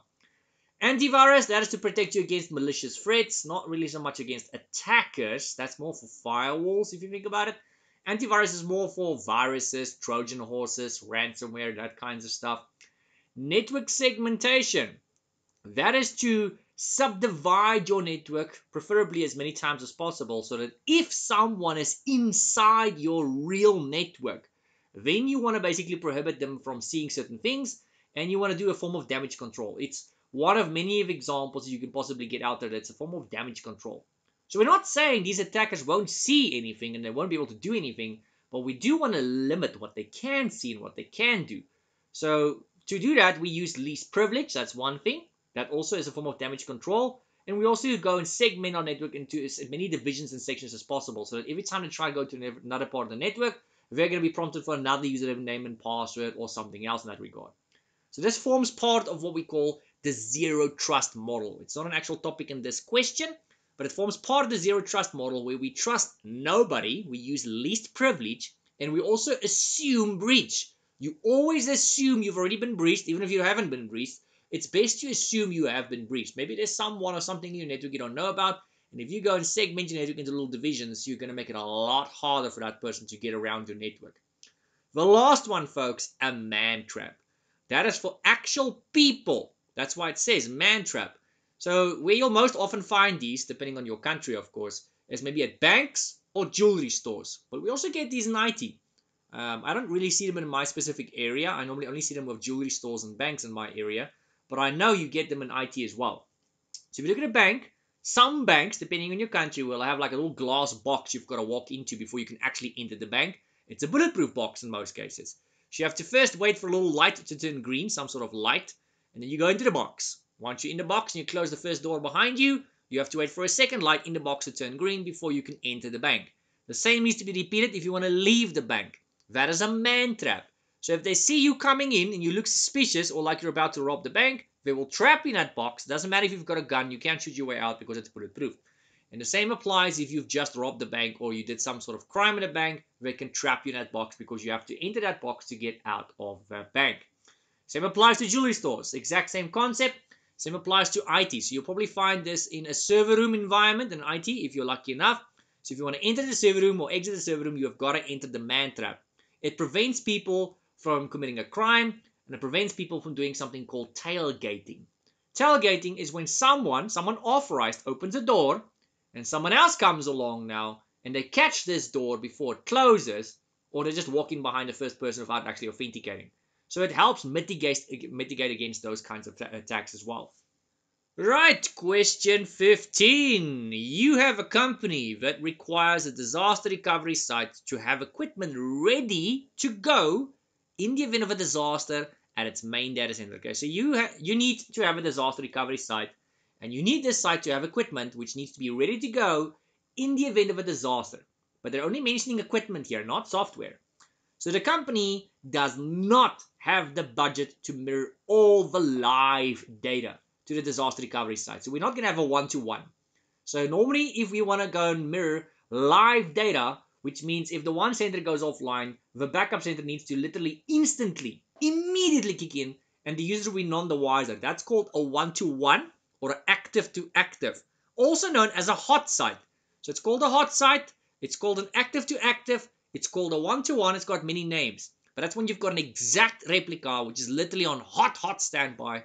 And God forbid, if something happens, the backup will kick in, and the users will be none the wiser that something just happened because the backup kicked in so freaking smoothly. It's basically like a UPS, which literally kicks in instantly as the power goes off. The user would never be the wiser that the power is actually off, besides the beeping sound in their ears. Alright, so they say in the question, the company does not have the budget for that, because the more redundant it is, the more it's going to cost you. They don't have the budget to have an exact mirror of the live data. So what will we call that? Which of the following concepts should the company select then? So they want a disaster recovery site. It needs to have equipment ready. The equipment needs to be ready, but it's not going to have the applications and the data live. So if it's not a hot site, it's going to be a warm site. A cold site, guys, is one that's going to take possibly weeks, months to get up and going. A cold site, it's a backup, but you're going to have to go and build the servers first, maybe, get them started, maybe. Then you're going to have to install the software. So you're going to get up and running, but it's going to take forever. A warm site, the hardware is there. It's already built. It's already connected. It's just turned off. So you just need to go and turn the servers on in most cases. It's not limited to that, guys. But generally, it will involve you turning on those servers, and then you still need to go and install the actual softwares and all that. So this could maybe reduce it to like a day, maybe a couple of hours. So ideally, a couple of hours. Hot site, that's the best one. A cloud site is literally, well, just another place to put your stuff, but it's in the cloud. But a cloud site is very vague. This can mean a lot of things. In a cloud, you also get cold, warm, and hot. Which one you get depends on how much you're willing to pay. The same applies to your data, your storage data. You get data that you can access very quickly. You get data that you can access very slowly. The quicker you want to access data that's in storage, the more you're going to pay. The quicker you want your servers to be back up and running, the more you're going to pay. Anyway, so in case you guys haven't figured it out, the answer here is a warm site. Question 16. One of the users at a client's company is having difficulty with video conferencing and is looking for assistance. Which of the following would best, there's the word best again, that means there's more than one answer here, or possibly more than one answer. Which of the following would best improve performance? So this user, they're trying to do some sort of conference via video call, and they're having issues. It's probably breaking up, that kinds of stuff. So which out of the following four would assist with that? Is it load balancing? No. Load balancing is if you've got more than one network card, more than one server, more than one of something to split the load. It'll make the servers a little faster if you're trying to access something from something like a server, but it's not going to help you with video conferencing. It's not applicable in that scenario. Is it quality of service? So far, yes. That's my answer so far, and I'm going to mention that in just a moment. Is it port mirroring? No. Port mirroring is when the data gets sent to another server in most cases, not limited to servers, and that is so you can go and monitor what the heck is going on, and you can go and investigate and look for anything out of the ordinary. I suppose you could call this a form of security. It's got nothing to do with increasing your video performance. Port mirroring is simply a matter of that data in that port is going to get replicated onto another server where you can go and monitor it and inspect it for anomalies and anything suspicious out of the ordinary. So it's more security than anything else. It's not for performance. Answer D, port forwarding. So that is if traffic enters your network and it doesn't know where to go to from there. So if someone or something enters your company network, it's probably going to land at the router, however you want to pronounce that. From there, it does not know how to get to where it needs to go or where it needs to go. So maybe it wants to go to a specific server and it doesn't know how to get there. That is where port forwarding comes into play. It will guide that traffic to the right server depending on what it's meant for. You can kind of think of this as walking into a big building that you've never been in before. What's the first thing you're going to do? You're going to stop at reception. You're going to tell the receptionist, hey, I am this person. I am person X. I am here for company Y. Where can I go to? And the receptionist, he or she will tell you where to go. They'll tell you, go to this floor, go to this room, go to that office. They're going to guide you. That's technically, if you think about it, a real life example of port forwarding. So I suppose you could say it's a digital receptionist, if you want to call it port forwarding. So the answer here, guys, is B, quality of service. Why, though? Quality of service, guys, is actually not something specific. It's a toolbox of things. But the main thing I think they've got in mind here is probably bandwidth management. So you'll find in most medium to large size companies, they've got something called bandwidth management in place, which is part of quality of service. And that allows you to dedicate a certain amount of bandwidth to certain types of traffic. So if you've got a 100 meg line, let's make it something round, like a 100 meg line, you can go and say, you know what? 10 megs is dedicated to phone calls, the audio. It's dedicated to audio. 10 megs is also dedicated to video, video for phone calls. And the other 80 megs is for whatever is left, downloads, browsing, emails, whatever is left. So now if some weasel is in the company or multiple weasels in the company are on their web browsers watching YouTube videos or doing downloads and they're killing the network, they can never actually tap into that last 10 megs or last 20 megs, which is dedicated to video and audio. So you'll find now that even if somebody is not making a phone call, there could be nobody making a phone call at that exact moment. That last 10 or 20 megs is never accessible. It's inaccessible to other types of traffic. So people can go and download until they're blue in the face. They'll only be able to tap into the first 80 megs of that 100 meg line. The last 10 or 20 megs is reserved, which means you'll always get crispy, clear calls. We almost do that in almost all companies. Anyway, moving on to question 17. A packet is assigned a value to ensure it does not traverse a network indefinitely. Which of the following best represents this value? So what I mean by that is We don't want a certain type of data, like a packet, to go zigzag, zigzag, zigzag, or in a circle in a network indefinitely, because that's what we call a loop. And normally when that happens in real life, the whole network will come down and crash. Luckily for us these days, that doesn't really happen anymore because switches have got something built into them called spanning tree. Not the topic here at the moment though. Back in the day, we didn't always have something called spanning tree. We had to rely on something else. So how this would happen, guys, is if I, for example, have a switch, a network switch, we all know what a network switch is, and you plug a network cable into one of the ports in that switch. Now, the other end of that cable, which is not plugged in yet, if you were to plug that back into the same switch, that would form a loop. That would be an example of a packet that traverses the network indefinitely. It's going to go in a circle, and a circle, and a circle, and that actually causes the network to crash and go down. So anything else that's connected to that network, that's plugged into that switch, everything will go down. At least that's what happened up until about 10, 15 years ago. Luckily for us, that doesn't really happen anymore. So how do we avoid that? Is it caching? No. Caching is a form of temporary memory, and here in this question, we don't actually mention what kind of caching we're talking about. Is it CPU caching? Is it browser caching? Is it branch caching? It doesn't specify, but either way, caching, whichever one we're talking about, it's always a form of temporary memory, and whichever one we're talking about, it's normally to make that service faster. Whether it be CPU, browser, branch, whatever, it's normally to make something faster. It's got nothing to do with preventing a packet from circling the network indefinitely. Could it be answer B? Zero trust model, something I mentioned actually just a couple of questions ago. That is something we should apply in all companies, and yet not all companies apply that. It consists of three things, two of which I believe I mentioned earlier. One is the least privilege model, or the least privilege concept. You never give someone or something more privilege than what they need to achieve a task or a goal. So you can see that's got nothing to do with a packet. It's got to do with security, guys. Zero trust model is a security thing. It's got nothing to do with packets. The other one I mentioned with regards to zero trust model was to assume a breach. And then the third one, which I have not mentioned yet, at least I don't think I did, is to verify explicitly. You force everyone to verify their identity around every freaking corner. So every time someone opens a new app, a new browser, a new something, you force them to log in and prove their identity. So it is verify explicitly, it's the least privilege concept, and it's also assume breach. That's the three things that's part of the zero trust model, but that's all about security. It's not the answer here. So the answer is not A, it's not B. C, time to live. Yes, guys. If you go and ping someone or something on the network, you'll find that those replies, they've got a TTL written behind them sometimes. That is time to live. That's how long that packet has to live. So if your TTL, time to live, is 20, that packet will go in a circle 20 times and then it will drop that packet. And at least that way, the network will not go down. And this obviously all happens like in a matter of a second or less than a second. So you won't even know that it's happening, but it is happening in the background without you knowing. So that's the answer.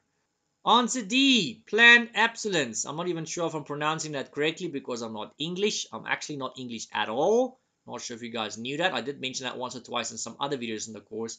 But English is actually a second language for me. So yeah, don't know if I'm doing too bad. I think I'm not doing too badly here.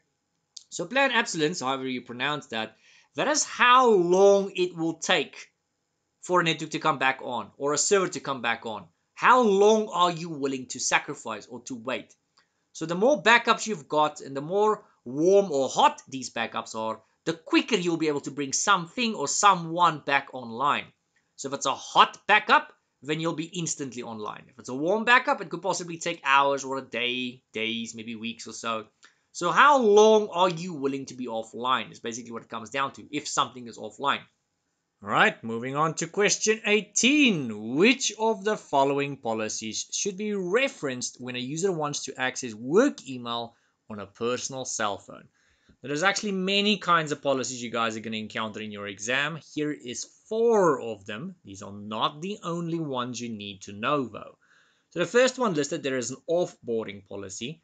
That is normally if people are leaving a company. So you would find, well, this doesn't actually take place at all companies, but generally when someone leaves a company on your last day or near your last day, your manager or some superior would normally sit down with you and ask you, okay, cool, where are you going to? And is there anything you need to hand over to the new employee that's going to be taking over from you? Blah, blah, blah.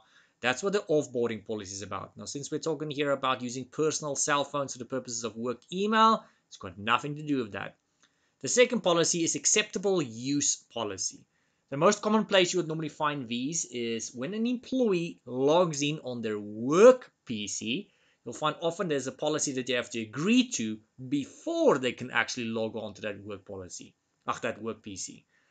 It's not uncommon to also find these on cell phones and tablets and stuff that actually belong to the company. But generally, if you are about to use an asset of the company, like a computer, before you use that asset, you're going to have to agree to an acceptable usage policy. We normally call that an AUP for short. You guys are going to have to familiarize yourself with these abbreviations as well, because in the exam, they like to just mention it by its abbreviation. So in the exam, you'll see them mentioning an AUP policy, which stands for acceptable usage policy. What is deemed as acceptable user behavior? It basically comes down to you cannot go and use that PC to go and do this or do that, commit crime. It's an office PC and it's supposed to be used for office work. So this is something you'll find on office assets. Now the user wants to use their own phone, their personal phone, for the purposes of work. So that's not going to be an acceptable usage policy, since it does not belong to the company. It belongs to the user. And when something belongs to the user, that is referred to as a BYOD. Bring your own device. That's when someone uses their own laptop, tablet, or phone for the purposes of work, or also for the purposes of work. So you can kind of probably see what the answers here is going to be. It's going to be a BYOD policy. The user would have to go and accept a BYOD policy, which tells them what they're allowed to do and what they're not allowed to do when it comes to work email on their own personal assets. Basically, you need to make sure your device is secure. You have to make sure that it's encrypted. It's got a long password. They're not just going to allow any willy-nilly to go and use their own personal phone for the purposes of work. Although something interesting you guys need to know, which is not part of this course or this specific topic, most companies these days can force a user to have certain security measures in place on their phone. And you don't have to accept these policies. They can just force you. So if you want to use your work email on your personal phone or something like that, I can force down what we call a compliance policy and a conditional access policy on that device. It's not a topic here. It's got nothing to do with this question. It's got nothing to do with this course. It's just something interesting I thought I would mention to you. So the answer here, guys, is BYOD policy. Then you also get something that we call a remote access policy. It's got nothing to do with this question, but as if someone is working remotely. This could be a contractor, it could be a consultant, but it's most likely going to be your own staff members, and they want to access resources remotely at the office from home, most likely. It could be that they're trying to access some other remote resources somewhere else remotely. So generally, if someone is going to be accessing resources remotely somewhere, there's a policy that needs to be accepted to basically, once again, make sure they understand the risks involved and that they do this correctly in the correct manner. So there's nothing about remote access here in this question. There's nothing about someone leaving a company or resigning a company or being retrenched or fired. And there's nothing about someone using a company laptop, desktop, anything like that. It's simply a matter of the person using their own asset, which is a phone, for the purpose of work email. So that's going to be a BYOD policy. Bring your own device policy. Moving on to question 19. Which of the following would most likely be used to provide high-speed network connectivity between nearby buildings? All right, so we've been presented here with 4 different kinds of cables. Now, they're not really 4 different kinds of cables. If you look very closely, you'll see that actually B and C is technically the same cable. Technically. So the first one there is coaxial. Not sure if I'm pronouncing that correctly. That's a very old kind of cable. It used to be used for backbones and that kind of stuff. So it is somewhat immune to EMI, but this question has got nothing to do with EMI. It's very old technology. It's considered legacy technology. It is a slow poke when it comes to communication. It's not something we're going to be using, and it's not very good for long distances. So the only place you'll find these days, these cables these days, is behind TVs, used for TV communication and that kind of stuff, but we don't really use those for networking anymore. So for high-speed connectivity, that doesn't sound like high speed to me. That sounds like a slow poke, and it's old technology. So the answer is going to be between B, C, and D. B, that UTP stands for unshielded twisted pair. Now, this question has luckily got nothing to do with EMI, so normally we would still be able to choose that. But the question says we need high speed. So I would first want to see what the other cables are, because they possibly might be higher speed than the UTP. They most likely will be higher speed than normal UTP. But just saying UTP could mean a lot of things, because you get different kinds of UTP. You get Cat 3, Cat 5, 5E, 6, 6A, and 7 and 8. So just saying UTP, that's quite vague. It can be any one of those cables, and some of them are actually quite fast. So if we're talking about Cat, let's say 6 cable, I mean, that can transfer at a gigabit per second or gigabit per minute, whatever. That is a lot. That's quite fast. So it's quite vague. So for now, I'm leaning towards UTP. I first want to see the other ones though. C says Cat 5. Okay, so Cat 5 and UTP could technically be the same thing. UTP could technically be Cat 6. They don't say it's Cat 6, but they also don't say that it's not Cat 6. 5, that's 100 megabits per second. That's quite slow. The answer D says fiber. Oh yeah, I'm definitely going to go for that one. Fiber generally is quite fast. It's one of the fastest kinds of cable communication you can get, and it's going to be faster even than Cat 6 in most cases.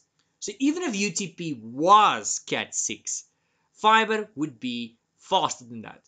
So if you look at the question, it says which of the following would most likely be used. So the most likely answer here is fiber. Second likely would be UTP. But something else to also keep in mind here is the question doesn't just talk about speed. Speed-wise, fiber is the best. It's definitely not the most cost-effective. But fiber can also go long distances, especially even if you use the right kind of fiber. I mean, if you use single-mode fiber, you can go long distances. Multi-mode, short distances. Now, lucky for us, the question doesn't mention if it's single-mode or multi-mode, so we don't care about that. We're going to assume it's the right kind of fiber. So it can be used over high speeds, over long distances. It's not very affordable, but they don't talk about affordability here.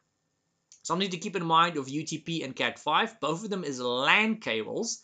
And I'm not sure how well you guys know your LAN cables, but the average LAN cable, according to the manuals at least, can only go up to a maximum of 100 meters. You're going to have to go and convert that, convert it to know how many feet that is. But it can only go up to a maximum of 100 meters, according to any slides, any manuals, and all that. That's what CompTIA expects you to know. That's what they'll even ask you in exam. There's even questions in exam where they'll ask you, what's the maximum distance Cat 5 or Cat 6 or a LAN cable can go? It's 100 meters. In real life, though, guys, I can assure you, you will not get 100 meters out of that. There's a difference between theory knowledge, some people call it book knowledge, and real life. Real life, realistically, you'll get 70, 80 meters. Best case scenario, you'll get 90, 95 meters. But you'll never actually get 100 meters in real life. Not without repeating. So, yeah, the answer here, guys, is fiber. Since these are buildings, and they're most likely going to be further than 100 meters apart. So Cat 5 and UTP, even if they were high speed, it's not going to work. The buildings are probably going to be too far away from one another. So speed-wise and distance-wise, the only viable answer here, guys, is fiber. All right, question 20. You have a bunch of users who are attending security training at work. Oh, goody. These users are advised in the training not to use single words as passwords for corporate applications. So single words is an actual password, which is an actual word, not multiple words. One word, but it's an actual word. It's not a complex password, so it doesn't have uppercase. Well, it might have uppercase, but it doesn't generally have uppercase, lowercase. It's just lowercase. It doesn't have symbols. It doesn't have numbers in it. It's just an actual English word or a word in your respective language. So they're advised not to use passwords, which is actual words and just a word. Why is that? So the question further states, which of the following does this best protect against when they don't use single words? Does it protect against MAC spoofing? No. We know what MAC addresses is. That's the actual physical address of a computer. Spoofing is to forge it. So if I go and do something called MAC spoofing, I am forging the actual physical address of your computer in the hopes of, well, committing a crime or something. But it's got nothing to do with passwords. So it's nothing to do with that. B, brute force attack. So that is got to do with passwords, but brute force is guessing someone's password, irrespective of what the password is. It doesn't matter whether that password is got uppercase, lowercase numbers, and symbols. The only thing that matters with brute force attacks is how long your password is and how often it expires. The longer your password is, the longer it will take for the brute force attack to crack it, because it's actually going to go and crack it. Try any possible combination of numbers, symbols, uppercase, lowercase, that kind of stuff. So avoiding using the single words is not going to make any difference when it comes to brute force attacks. The only difference that would make is if you use longer words. Yes, that would mitigate against brute force attacks. So if you look at C, a dictionary attack, what is that? We did mention that previously in a previous question in this video. A dictionary attack, guys, is when you use actual words, when you try every word in the actual dictionary as a password. So if you avoid using actual words as a password, you would indeed avoid a dictionary attack, which is why almost all softwares and platforms and websites, you'll find that do not allow you to use actual words. They'll tell you you do not meet the minimum complexity requirements. It's because it's for your own safety. It's for your own good. So your answer here indeed is C. And then D is a normal denial of service attack, which has got nothing to do with this, guys. That is to, like, for example, deny you access to your own print spooler, deny you access to something small within your organization, a service or a website or something like that. So this has got nothing, denial of service has got nothing to do with a password. Anyway, moving on. Question 21. Which of the following would be used to enforce and schedule critical updates with supervisory approval and include backup plans in case of failure? You'll notice we have to choose two answers now. So I'm putting it specifically like that. Normally the exam would not necessarily tell you go and choose two. You'll just assume that because they'll say instead of radio buttons, they'll give you check boxes. So radio button, that's the ones that's got your little circles. You can only choose like one answer in the exam. And the check boxes, you can choose 2, 3, 4. They'll tell you how many sometimes if you're lucky. Other times they'll just say choose all that apply. Now since I can't show you guys whether these are check boxes or not, I'll just say choose 2. All right, so what do we need to do here? We want to go and do updates, enforce updates and schedule critical updates with supervisory approval and include backup plans in case of failure. Which two of the following policies or plans would we go and choose? All right, so the first one, A, is change management. So far, I'm leaning towards that because we're about to do some sort of change.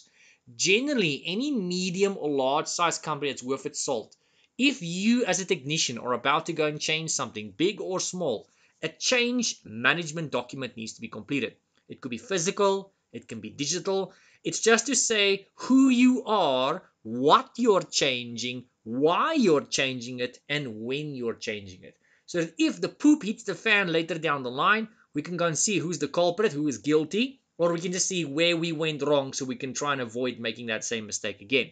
So since this is an update taking place, and better yet, a critical update taking place, that is a pretty big change. So we're probably going to want to go and fill in some sort of change management document so that if poop hits the fan later down the line, we know what caused it. So far, A looks like a promising answer. B, an acceptable usage policy. No, that's got nothing to do with us as technicians or administrators doing an update. Acceptable usage policy is what the average Joe at the office will go and accept if they're about to go and use a company asset like a company computer. So this has got nothing to do with acceptable usage policies, which are known as AUPs for short. So I'm going to rule out B for now. C, onboarding and offboarding policies. So onboarding, that is when you're hiring people. So they've got to accept certain policies. It's kind of like a little contract, whatnot. And offboarding is when they are leaving the organization. So this has got nothing to do with people coming into the company that's just been hired, company leaving the company that's been fired, retrenched, or that resigned. It's got nothing to do with that. This has got to do with updates that are critical that we'd like to go and schedule, and we want to put a backup plan in place. So I'm going to rule out C as well. So far, my answers A and D. I haven't even looked at D yet, but since I know I have to choose two answers, and since I've kind of ruled out B and C, well, I don't really have a choice in the matter now. I have to choose D, don't I? So D is business continuity plan, and that is in case something goes sideways. In other words, the poop hits the fan. So when the poop hits the fan, I can't say that with a straight face, but when that does happen, guys, what is my plan of action? What is my incident response plan? The idea here is if everything goes offline or something goes offline, it needs to be offline for minimal time or not at all. How quickly can we get back up and running, or what is the minimal amount of downtime we will have here? So what is your plan of action in case stuff goes sideways? So my two answers here, guys, is A and D. A, because we are making a pretty big change here. It's an update, it's a critical update, so you need to fill in the change management document for that. So we've got logs and record of what has changed and why it's changed and who changed and that kinds of stuff. And D is simply a matter of, since we're doing a backup here and since we're changing stuff with updates, there is a chance that stuff can fail after we've done an update. Maybe it's not compatible. Maybe everything crashes. So what is our plan of action in case everything goes sideways after this update? All right, moving on to question 22, folks. One of your technicians is installing a new server in the data center. Your technician is concerned the amount of traffic generated will exceed 1 gigabit. Higher throughput network interface cards are not available for installation. That's what NIC stands for. It's for network interface cards.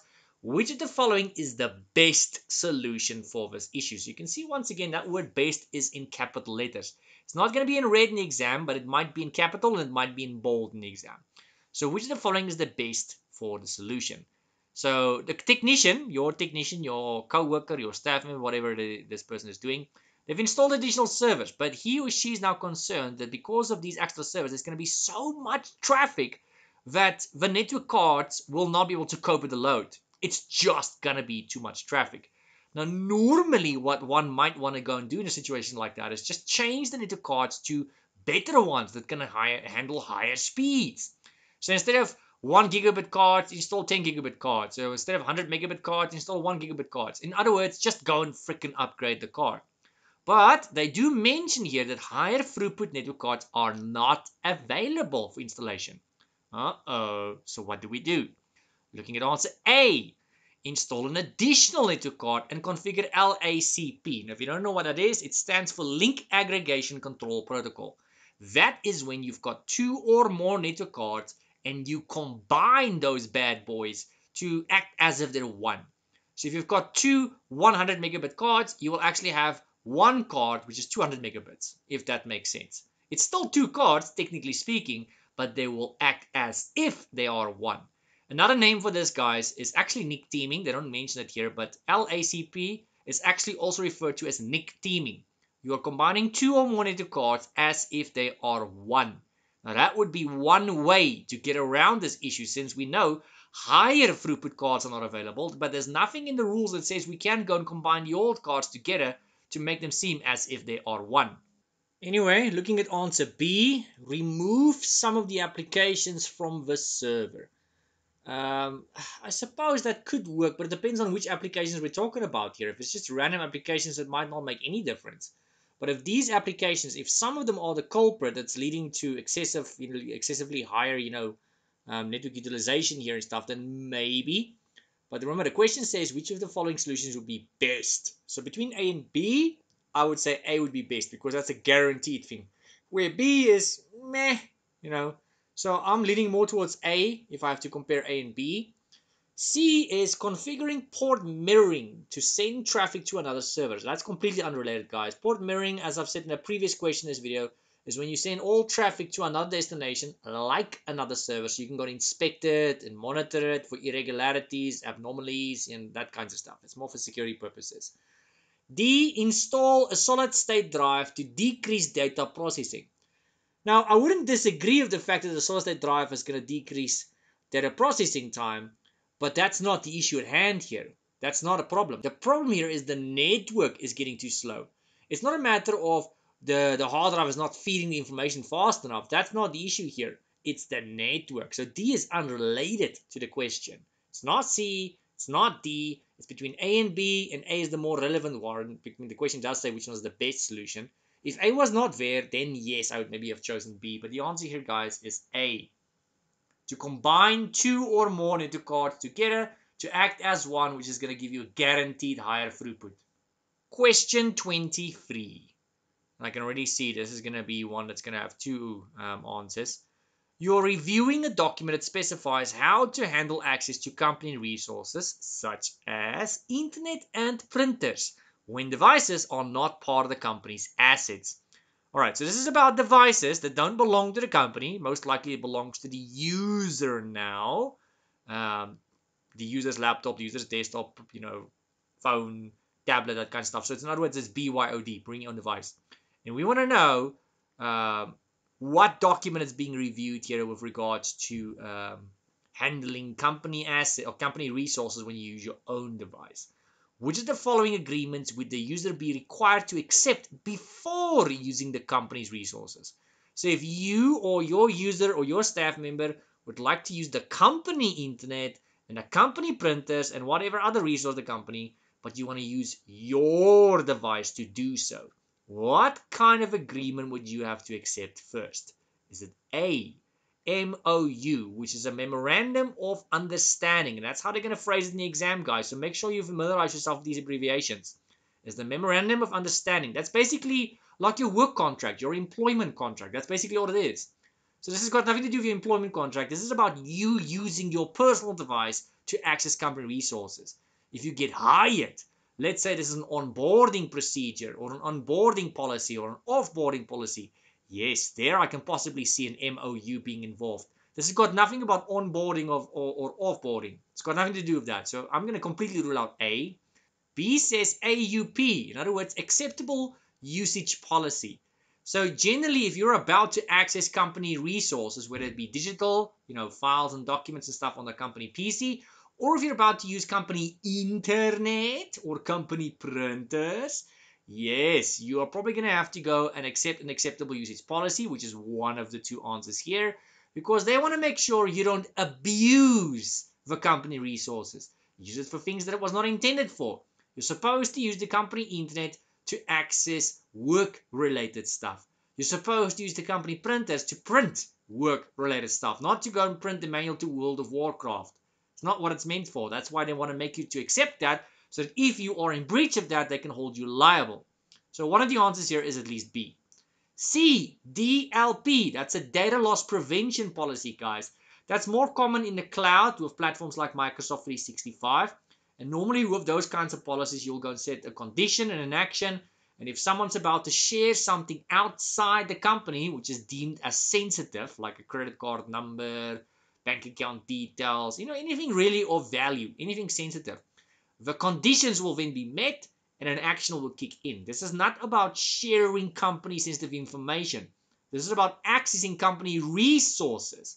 So C is unrelated. So the answer is going to be D without me even reading it.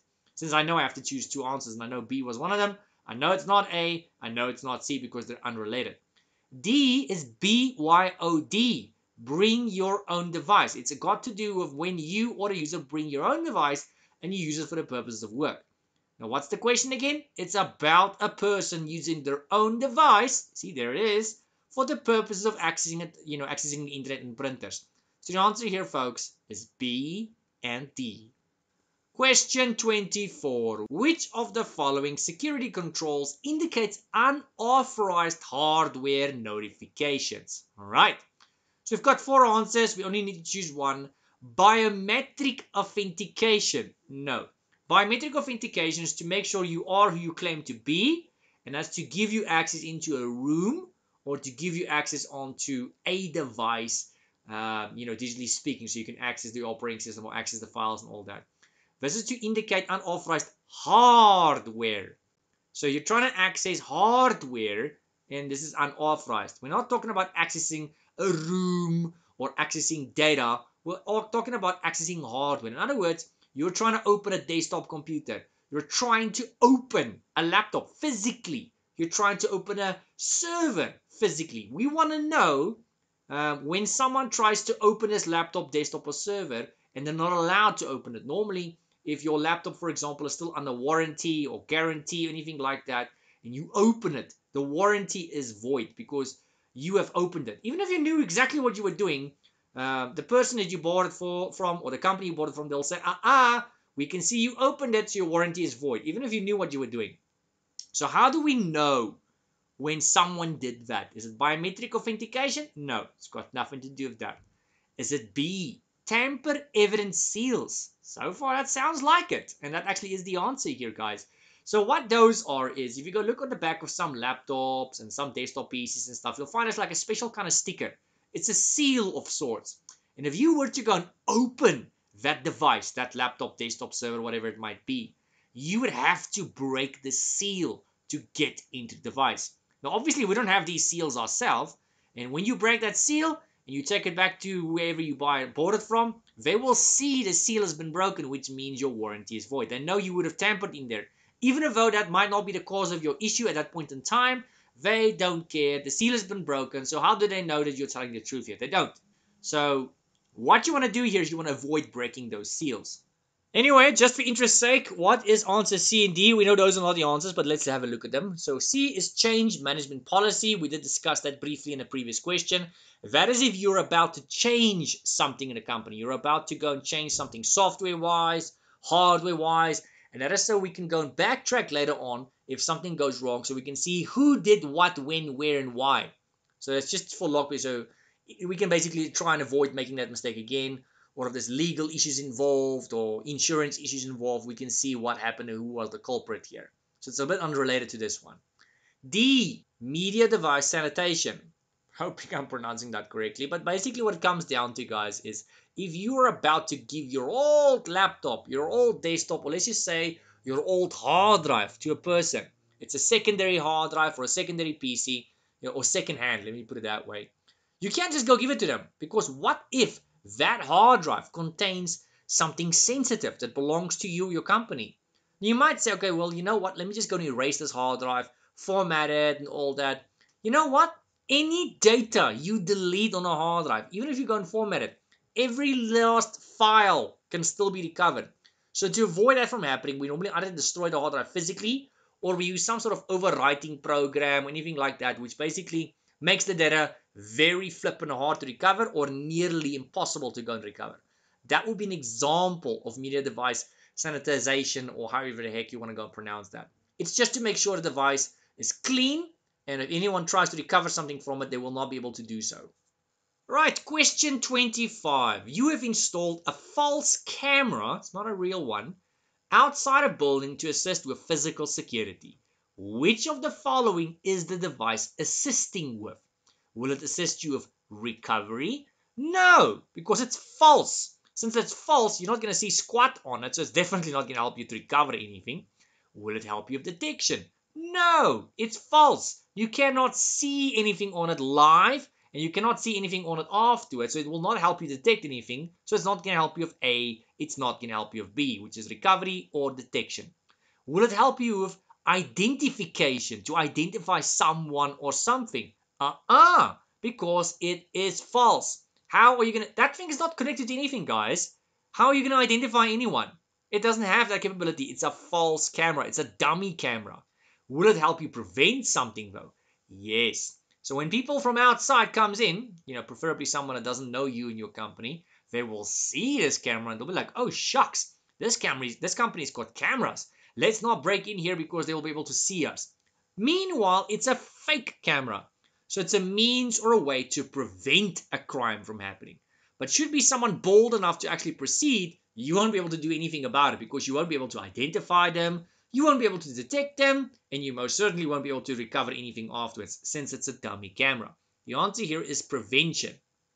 Alright folks, question 26. Which of the following types of attacks can be used to gain credentials by setting up a rogue access point with identical corporate SSIDs? If you don't know what an SSID is, in case I haven't mentioned this video yet, I can't remember if I have or not, that's the actual name to your wireless network. So when you've got a router or an access point, you can choose any name you want for that wireless network. It's just a way or a means for people to identify the network. Now what you can go and do is you can take your router or your access point to any area where there's other access, networks there, wireless networks, and you can give your wireless network the exact same name as that person's wireless network, and that will really confuse people. And when you do that, that could technically be an example of the answer here, which is an evil twin. So in case you guys don't know what an evil twin is, that is when you go and create another wireless network that's got the exact same name in the hopes of tricking people into connecting to your network instead of the real one. And when they connect to your network, you're going to be able to get all kinds of credentials from their machines, including usernames and passwords, and that will allow you to connect to their real network and possibly maybe even other things. So the answer here, guys, is evil twin. That's a rogue access point. DNS poisoning, in case you don't know what that is when someone or something gain access to your DNS server. This doesn't happen that often these days because a lot of people just use public DNS servers like Google. But if you have an on-premises DNS server, if someone or something got access to that, they can go and poison your records. And when one of your users on-premises tries to access a website, let's say it is youtube.com, as soon as they type youtube.com into their PC, that PC will ask the DNS server, hey, listen, my bro, where is this site? What is this site? And the DNS server would normally tell it, okay, bro, this is where the site is, and it'll give the IP address to that machine, and the machine would end up on the right YouTube site. But if someone poisoned that record, they would go and change that IP address in that record, which is going to be an A record, in other words, an IP version 4 record in most cases. And when your machine or anyone's machine asks the DNS, where is YouTube? It's going to pull that record. It's going to give the machine the IP address for YouTube, but it's actually not the IP address for YouTube. It's going to divert your machine to a fake YouTube site or just an entirely other site in general. That's DNS poisoning. Social engineering, see, also not the answer here, is tricking someone into doing something not supposed to, like giving you a password or username, or tricking them into clicking a link, or tricking them to opening a website, that kinds of stuff. This could even be to add them as a friend to get the answer to their security questions. The last answer there, fluffing. Completely unrelated. Would you believe me if I told you I made that up? Yeah. Fluffing is not an actual thing. I completely sucked that out of my thumb. Doesn't even exist, guys. I'm not going to even explain it because I completely made that up. All right. Question 27. You are configuring a wireless network and need to ensure that users agree to the acceptable usage policy before connecting to your wireless network. Which of the following should be implemented to achieve this goal? All right, so you've got a wireless network that you're setting up at the moment, and you want users to accept your acceptable usage policy before connecting to that wireless network. So in other words, they've got to agree to an agreement first that says they're not allowed to go and use it for this, not allowed to use it for that, don't abuse it for this, don't abuse it for that, don't go to any naughty websites, and don't commit any crimes, basically. So how would one enforce that? Is it A, geofencing? No, it's unrelated. Geofencing, guys, is when you force employees, staff members, or whoever to access your resources only from certain locations. We normally do that based on public IP address. It's a geo lock, geographic lock, if I have to put it properly. So they have to be at the office or they have to be at their respective home if they want to access company resources. If they go to the local coffee shop, even if it's the correct laptop, correct username, correct password, correct everything, it will not work. Because the system you're trying to access, the website, the platform, whatever it is, it's going to see, oh, hang on a moment. This person is logging in from somewhere else. How do I know it's the real person? You don't, which is what geofencing is. So it's a means of security, but it's got nothing to do with this one. You want to force them to accept your policy, and geofencing's got nothing to do with that. Is it a firewall? No.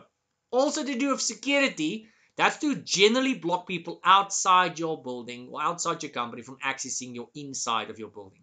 Or to have a means or a control over your ports, URLs, IP addresses, and that kind of stuff. What's accessible and what's not accessible. But it's not going to force people to accept your policy first before they can connect your wireless. So it's not A, it's not B. Is it C? A captive portal. Yep. So if you guys have ever gone to something like a coffee shop, for example, it's not limited to that, you'll find often these shops would say, hey, there's free Wi-Fi. And if you want to try and connect to this supposed free Wi-Fi, you'll see it's not actually free. It asks you for a code or a voucher. And they normally want you to at least buy a cup of coffee first before you can jump onto their free Wi-Fi. So that portal, which asks you for a username or a password, that is an example of a captive portal. And very often some companies, like a coffee shop, will put an AUP there, which means you have to accept their agreement first, their policy first, before you can access their free Wi-Fi. So that policy will probably say you're not allowed to go and commit any crime, use it for anything evil, you're not allowed to do this, you're not allowed to do that on their internet. And most of us don't actually read for that. We just accept it blindly. It's kind of like getting married. We don't really know what we're getting into until it's too late. Don't tell my wife I said that. So people accept this blindly, and when they accept that, then they will have access to the internet. And if they were to go and do something naughty, that coffee shop can obviously hold them liable. So that's the answer here, in case you didn't know. And then D, role-based access. That's more to do with NTFS permissions or privilege and stuff in general. So it's if you want to go and control what actions someone has and what they do not have. So if someone wants to have access to certain roles in your company or certain files, certain resources, you would give them access, but not more than what they need. That's role-based access. It's an example of least privilege, but it's got nothing to do with forcing people to accept your policy when they want to connect your wireless. That would be a captive portal, folks. All right, moving on to question 28. you need to determine the IP version 6 address of a malicious website. Which of the following records would provide this information? Alright, so I just want to put some context here, guys. If you want to be able to pull this stuff that we're about to go and pull, you or one of the people in your company would have had to have visited this website at least once normally. I wouldn't say that's set in stone, but it does make things a heck of a lot easier. So what they're actually asking you guys here is they want to see if you understand or if you know which record is for IP version 6, because you get many kinds of records in DNS. You get A records, you get those ones that's 4 A's, which is answer B. You get MX, you get C name, you get PTR, and there's many other ones. I mean, some of them are not even mentioned here, like PTR.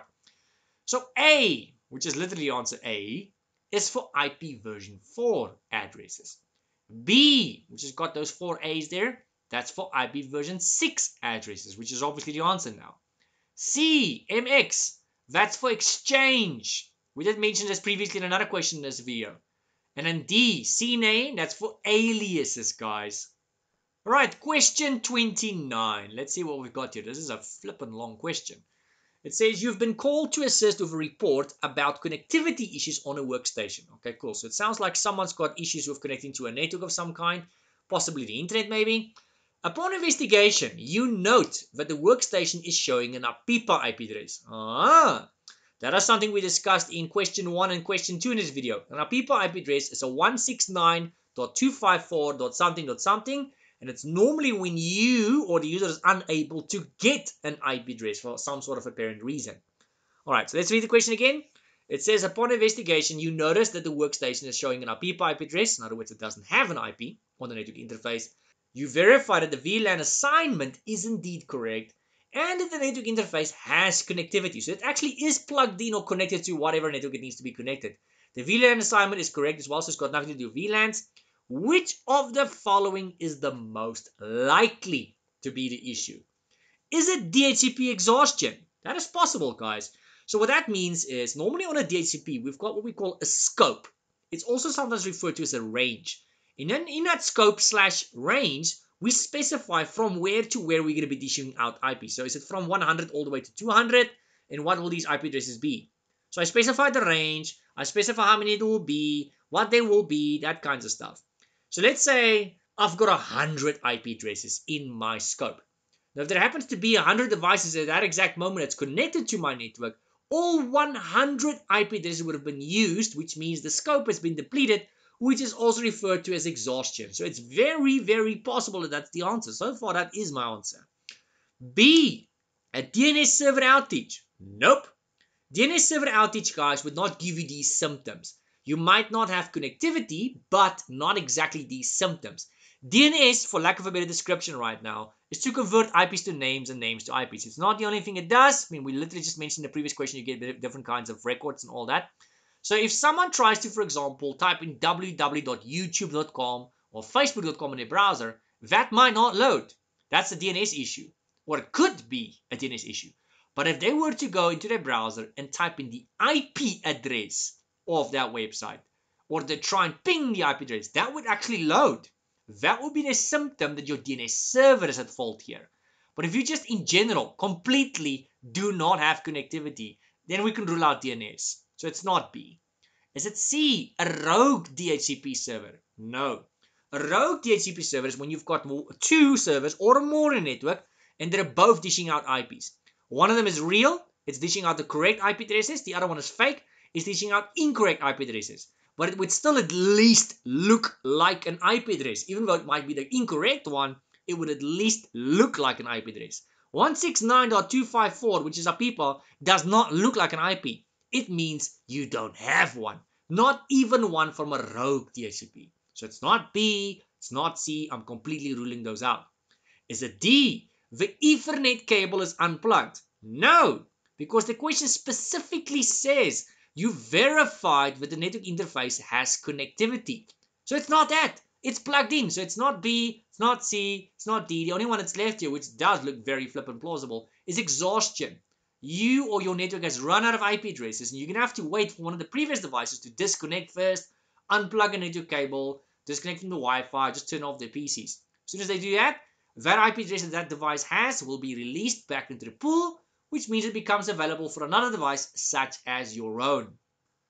Right, moving on. Question 30. Which of the following would be used to forward requests and replies between a DHCP server and a client?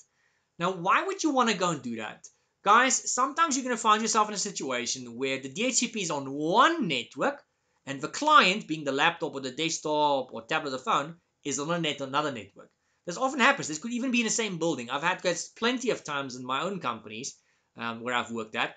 There might be one building, and in this building, there's one DHCP server, but there's 2 or 3 different networks. The DHCP, however, is only on one network in some cases. So if the client that needs an IP address is in a different network, how would it get an IP address if the DHCP is not on that network? That's what this is about. Is the answer A, a relay? So far, yes.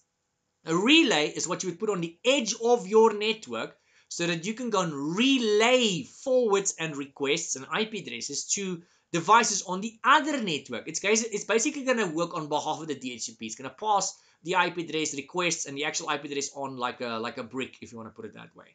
So my answer here, guys, so far is A. Is at least? No. That is how long the IP address will be valid for before it expires. It's got nothing to do with that. Is it the range? The range is from where to where. So is it 192.168.0.5 all the way to, let's say, .50 maybe? So that will be approximately 45 IP addresses. That's your range. So from where to where and how many IPs do you have? Is it your scope? No, the scope and the range, guys, is the exact same thing, believe it or not. It's also your range. So you can call it range, you can call it scope, it's the same thing. So it's not the lease expiration. It's not from where to where you're dishing. You want to be able to dish out IPs in a different network. That's a relay. That's on the edge of your network, guys.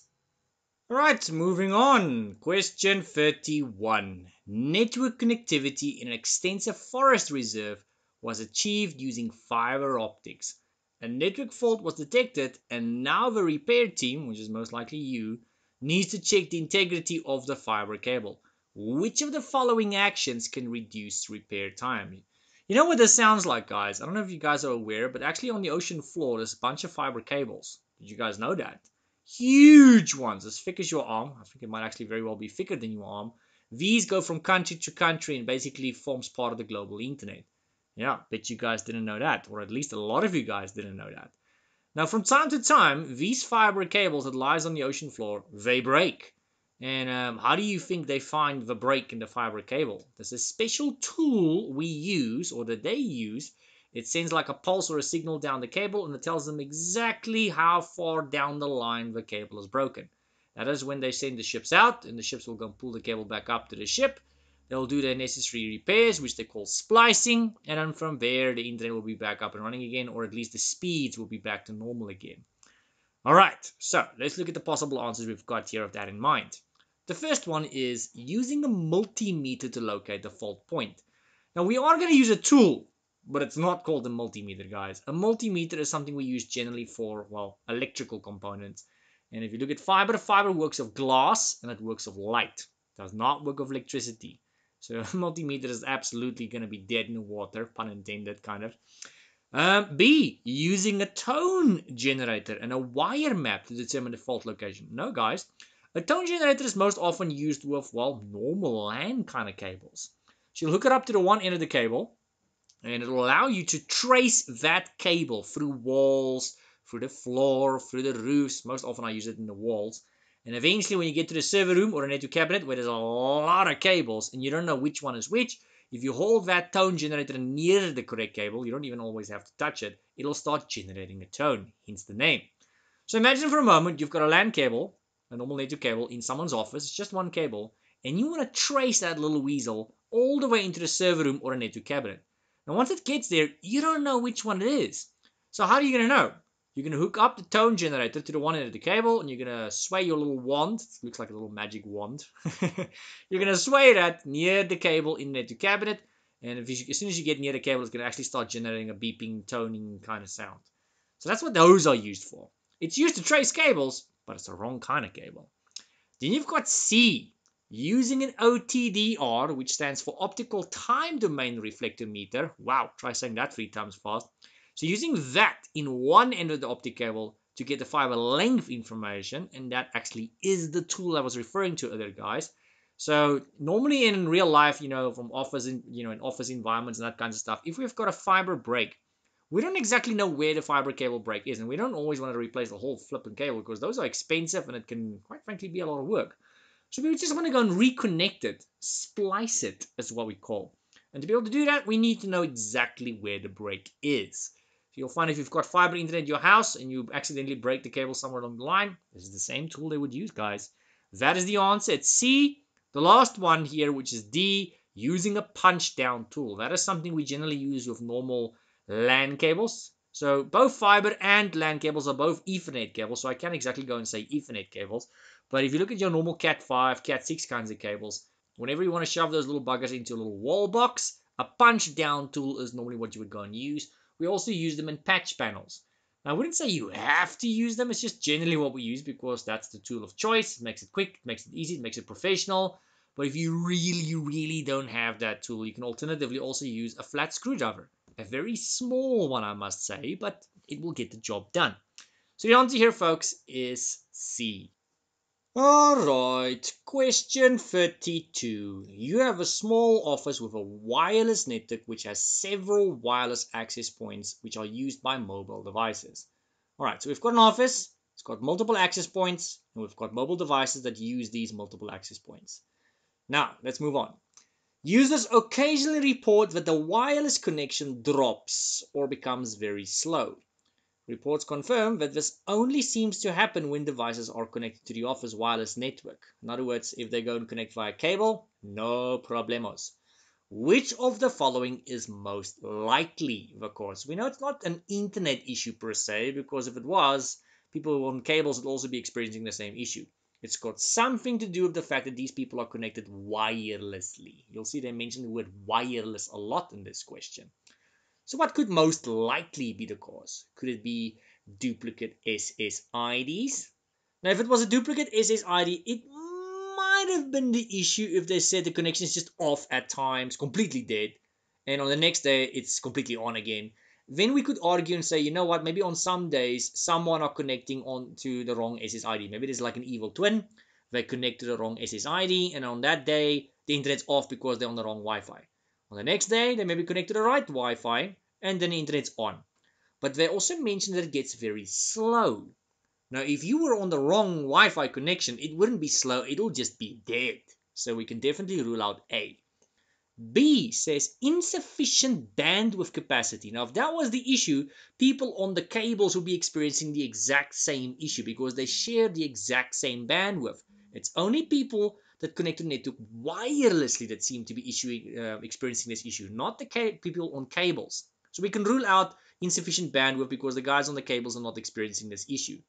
If you look at C, interference from other devices. Now, so far, that's pretty plausible.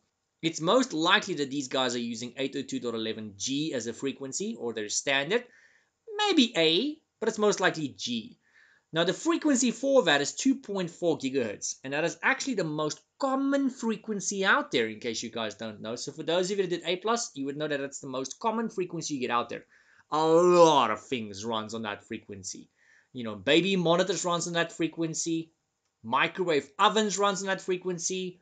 Cordless phones, not cell phones, cordless phones runs on that same frequency. So if there happens to be any other device that's nearby in that network that happens to run on the same frequency, that would cause interference. So that's very plausible. So far, that's my answer. Let me first look at Devo. D says the configuration of the encryption protocol. Now, that's got nothing to do with this. So that would be the WEP, WPA, WPA2, WPA3. That's how secure the network is. But we're not talking about security here. We're talking about stability and connectivity. It's either dead or it's not. It's fast and it's slow. The encryption has got nothing to do with stability and the fact that they can connect or not connect. It's got nothing to do with that. So the only answer that's left here, guys, is C. There's most likely something on this network. I don't know what. Something near the network that's causing interference. If I had to guess, I would probably say it's like a cordless phone, considering that this is like a company network. I mean, why would you have a baby monitor there, and why would you have these other devices? It's probably something like a cordless phone. Moving on to question 33. When accessing corporate network resources, users are required to authenticate to each application they try to access. So every time they open a new application, they've got to prove they are who they claim to be and that they work for this company. That sounds very annoying, but it also sounds very secure. Which of the following concepts does this best represent? Is it A, SSO? So that stands for single sign-on, and actually that's the exact opposite of what's happening in this question. Single sign-on is when a user opens something like a browser and they log on to an application or a website or something of the company, and they are asked to prove they are who they claim to be, but they're only asked once.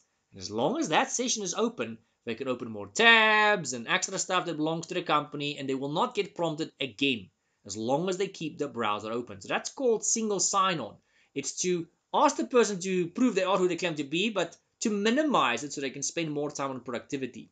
It's not the most secure option. I wouldn't say it's unsecure, but it's definitely not the most secure option. Now, they're specifically moaning and groaning at these users. They've got to authenticate every time on every application. So it's the exact opposite of single sign-on if you think about it. So it's not A. B says zero trust.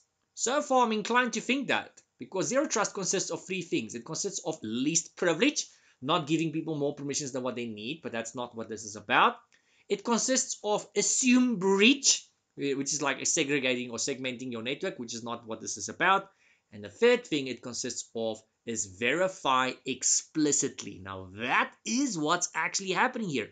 Verify explicitly is when you force the staff member or the user to verify the identity around every possible corner, which is exactly what's happening in this question. So far, B is a very good answer. Looking at C, VPN, virtual private network. So that is when you virtually, remotely, but also securely connect from one location to another. Like maybe connecting from home to the office remotely, but securely. This has got nothing to do with forcing people to authenticate multiple times over and over. It's going to ask for authentication, but it's just once and that's it. It's done and over with. So it's not VPN. D, role-based access control. So that is to give people privilege to access certain resources and do certain tasks, but to minimize it, to not give them more than what they need. It's very flippant similar to least privilege. So you basically want to give an admin, could even be yourself, privilege to go and do a certain task or a certain goal. But it's not going to ask them around every corner to go and authenticate. This is to give them permissions to go and do certain things without having to necessarily be authenticated. So the answer here, guys, is zero trust, and it's specifically because of that one factor in it, which is verify explicitly. It consists of three things: assume breach, least privilege, and verify explicitly. All right, moving on to question 34. You are troubleshooting reports that a network printer is unavailable. So it sounds like it's an office probably. The printer's IP address is configured with a DHCP reservation, so that means it's going to get an IP address from the DHCP every day, but it also means that the printer will always get the exact same IP from the DHCP. And it also means that that IP address cannot be dished out to any other device on the network. It's reserved for the printer. So it will be dished out, but it will always be dished out for that printer unless the printer is not available. All right, so the last part there says the printer's IP address is configured with DHCP reservation, but the address cannot be pinged from the print server in the same subnet. So there is something that's on the same subnet, and if that printer was available, if it was on and all that, you would be able to ping it, because as long as you're on the same subnet, you'd be able to ping it. So now it says, which of the following is most likely the cause of the connectivity issues? Is it DNS failure? No, we're not trying to access websites here or anything like that. It's got nothing to do with that, so it's not A. Is it incorrect VLAN? It's plausible. VLANs are virtual LANs. So even though they are physically on the same network in the same subnet, it could be that digitally speaking they're on a different VLAN. So we most often configure these on switches, and on the switch, let's say it's a 24 port switch, you might find that port 1 to 12 is VLAN 1 and port 13 to 24 is VLAN 2. So maybe the printer is on one of the ports that's VLAN 1, and this other device that's trying to ping is on one of the ports on VLAN 2. So even though they're on the same network physically in the same subnet, if they're on different VLANs, it's as if they're on different networks. So they might not be able to ping each other. So it's a very viable answer, that one. Looking at C, incorrect gateway. That's not needed. So even if the gateway was incorrect, guys, it would not cause this issue because they specifically mentioned that these two devices that's trying to ping one another, they're on the same subnet. A gateway is something you use if you want to jump from one subnet to another, access something on a different network, a different subnet, or if you want to go and access the outside world like the internet. But if devices are on the same subnet, you can even leave that block blank, mind you, and it will still work. So incorrect gateway, completely irrelevant in this scenario. So the last one there says DHCP scope exhaustion. So that means there's no IP addresses left. I would not say that. That's not plausible in this case. So if there was not a DHCP reservation, then this would have been plausible. But the fact that they told me in the question that there's a DHCP reservation means that IP of the printer is reserved for the printer. So even if there is no IP addresses left in the scope, that IP of the printer cannot be dished out to any other device, regardless if the IP addresses have been exhausted. It will be reserved there until such time when the printer comes online, and then it will be issued out to the printer. It's reserved. So it cannot be exhaustion because that IP is reserved. It cannot be gateway because they're in the same subnet. It cannot be DNS because it's got nothing to do with websites. So the only option that's plausible here is VLAN. They are on different virtual networks, and you will most likely solve this problem by going to your switch, plugging the cable out, and plugging it into a port that's on the same VLAN. All right, let's move on to question 35, boys and girls. Question 35 says, one of your fellow technicians is a systems operator. Wow, fancy. Who is granted access to a monitoring application, configuration application, and a timekeeping application. The operator is denied access to the financial and project management applications by the system security configuration. Which of the following best describes what the cheese is going on here? So we need to choose two answers here, guys. In the exam, this will probably be a tick box question. I'm writing two answers there in the back in brackets because that might not necessarily be in the exam.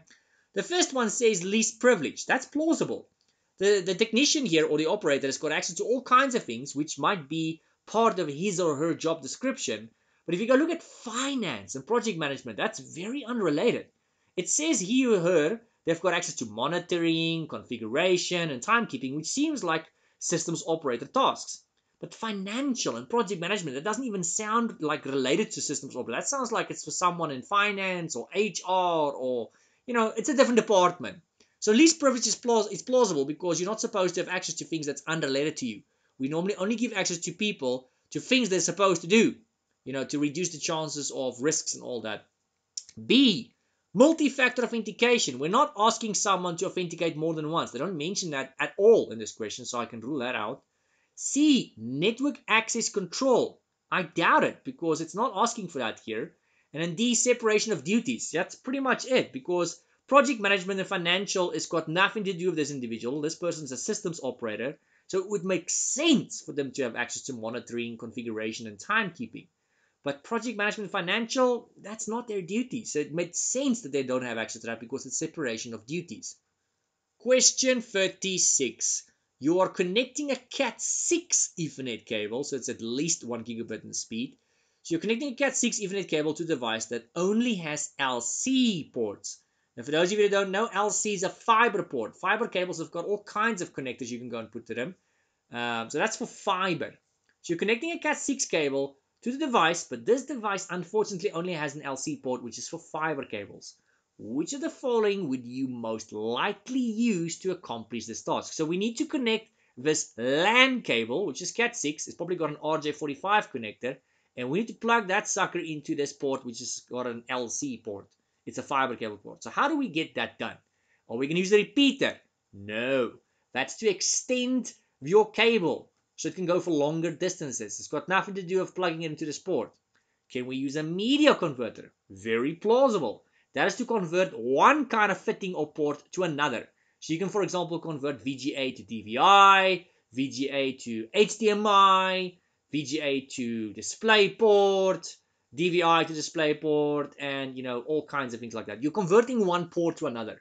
And considering that we want to plug an RJ45 into an LC port, A media converter that can convert that RJ45 to an LC is very flippin' plausible. So far, that's my answer. C, a router. It's got nothing to do. We're not trying to route between different sub-networks or to the internet. It's got nothing to do with that. We simply want to plug one cable that's not compatible into another port. So a router, irrelevant.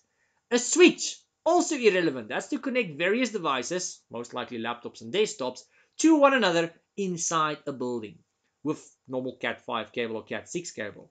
So it's not going to solve this compatibility issue, guys. So the answer here, folks, is B, a media converter. And in case you're wondering what that would look like, there's an example. It's a bit extreme. Normally, most media converters are very small. They fit in like in the palm of your hand. Not even. They're even smaller than that. This one, quite large. But it will allow you, at the end of the day, to convert RJ45 to the LC port, which is what we want to achieve here. So it can be done if you're willing to throw enough money at it, guys. Question 37. Which of the following attack vectors represents a large number of devices sending access requests to a website, making it unavailable to respond? Now, depending on how much you guys paid attention to this video so far, and if you actually watched the previous questions, you might very well already know the answer. So I told you guys what we call it when a lot of devices hit the same server or the same website at the same time, so much so that it overloads it and renders it unavailable. What do we call that? It's called a distributed denial of service attack. So distributed denial of service attack is when you've got many computers. They normally are infected with a special kind of malware. And that malware makes these machines zombie PCs. We call them zombie PCs. That's the actual terminology we use. Now, your own PC right now as we speak could also be a zombie PC. You just won't know it in most cases. You can still be watching YouTube videos, playing games, carrying on with your day-to-day tasks. Meanwhile, in the background, your PC is a zombie PC. It saps a very small amount of your resources, like 1% of your RAM or less, 1% of your CPU power or less. And if it does that with enough PCs, you've effectively got yourself a supercomputer, which could be used for distributed denial of service attacks. It can be used for mass spam attacks, mass phishing attacks, mass password cracking attacks, which is for brute force and all that. And you normally buy them in the form of a botnet on the dark web. Now that's going to cause some confusion since we also see botnet as an answer here, but it's not an exact answer. So if you look at virus, that's a piece of malware, a piece of code which has got malicious intent. And here we are trying to render a website useless. It's not really for websites, so it's not that one. A bot network could be used to cause a denial of service attack, but they don't specifically say that. It's vague. So if DDoS, distributed denial of service attack, was not listed there, my next answer would most certainly have been botnet, because you can use a bot network to do that, but it's not the only thing you use it for. You can also do mass spam attacks, mass phishing attacks, mass password cracking attacks, that kind of stuff. So it's not used for just one thing, and a bot network could just literally be idling there. It's one thing to say I've got one, but it doesn't mean I'm actually using it. C is ransomware. It's a piece of malware as well, just like a virus, and this is generally going to go and encrypt your data, ask for a ransom, but it's got nothing to do with rendering a website unavailable for requests by overloading it. It doesn't do that. A distributed denial of service attack is something that a bot network could do, but it specifically is to go and deny people access to something like a website. So it's very specific. That's exactly what it does. So the answer here is D, because that's exactly what it does. B is only kind of sort of plausible, and the rest is completely ruled out. Question 58, guys. You receive a support ticket about an employee who has misplaced a company-owned cell phone that contains private company information. Which of the following actions should you take to prevent data loss? Can you go and lock the phone? Well, you can. I mean, it's not a bad idea, but it's not the best idea. Locking a phone is not unhackable. People can still break into that phone. It's not that difficult, and they can still get a hold of the company data. Could it be B? Turn off service for this phone? No, because they can still break into that device and they can still get a hold of the information. That's a little bit worse than locking your phone. Locking your phone, not the best answer, but I would say that's better than turning off service.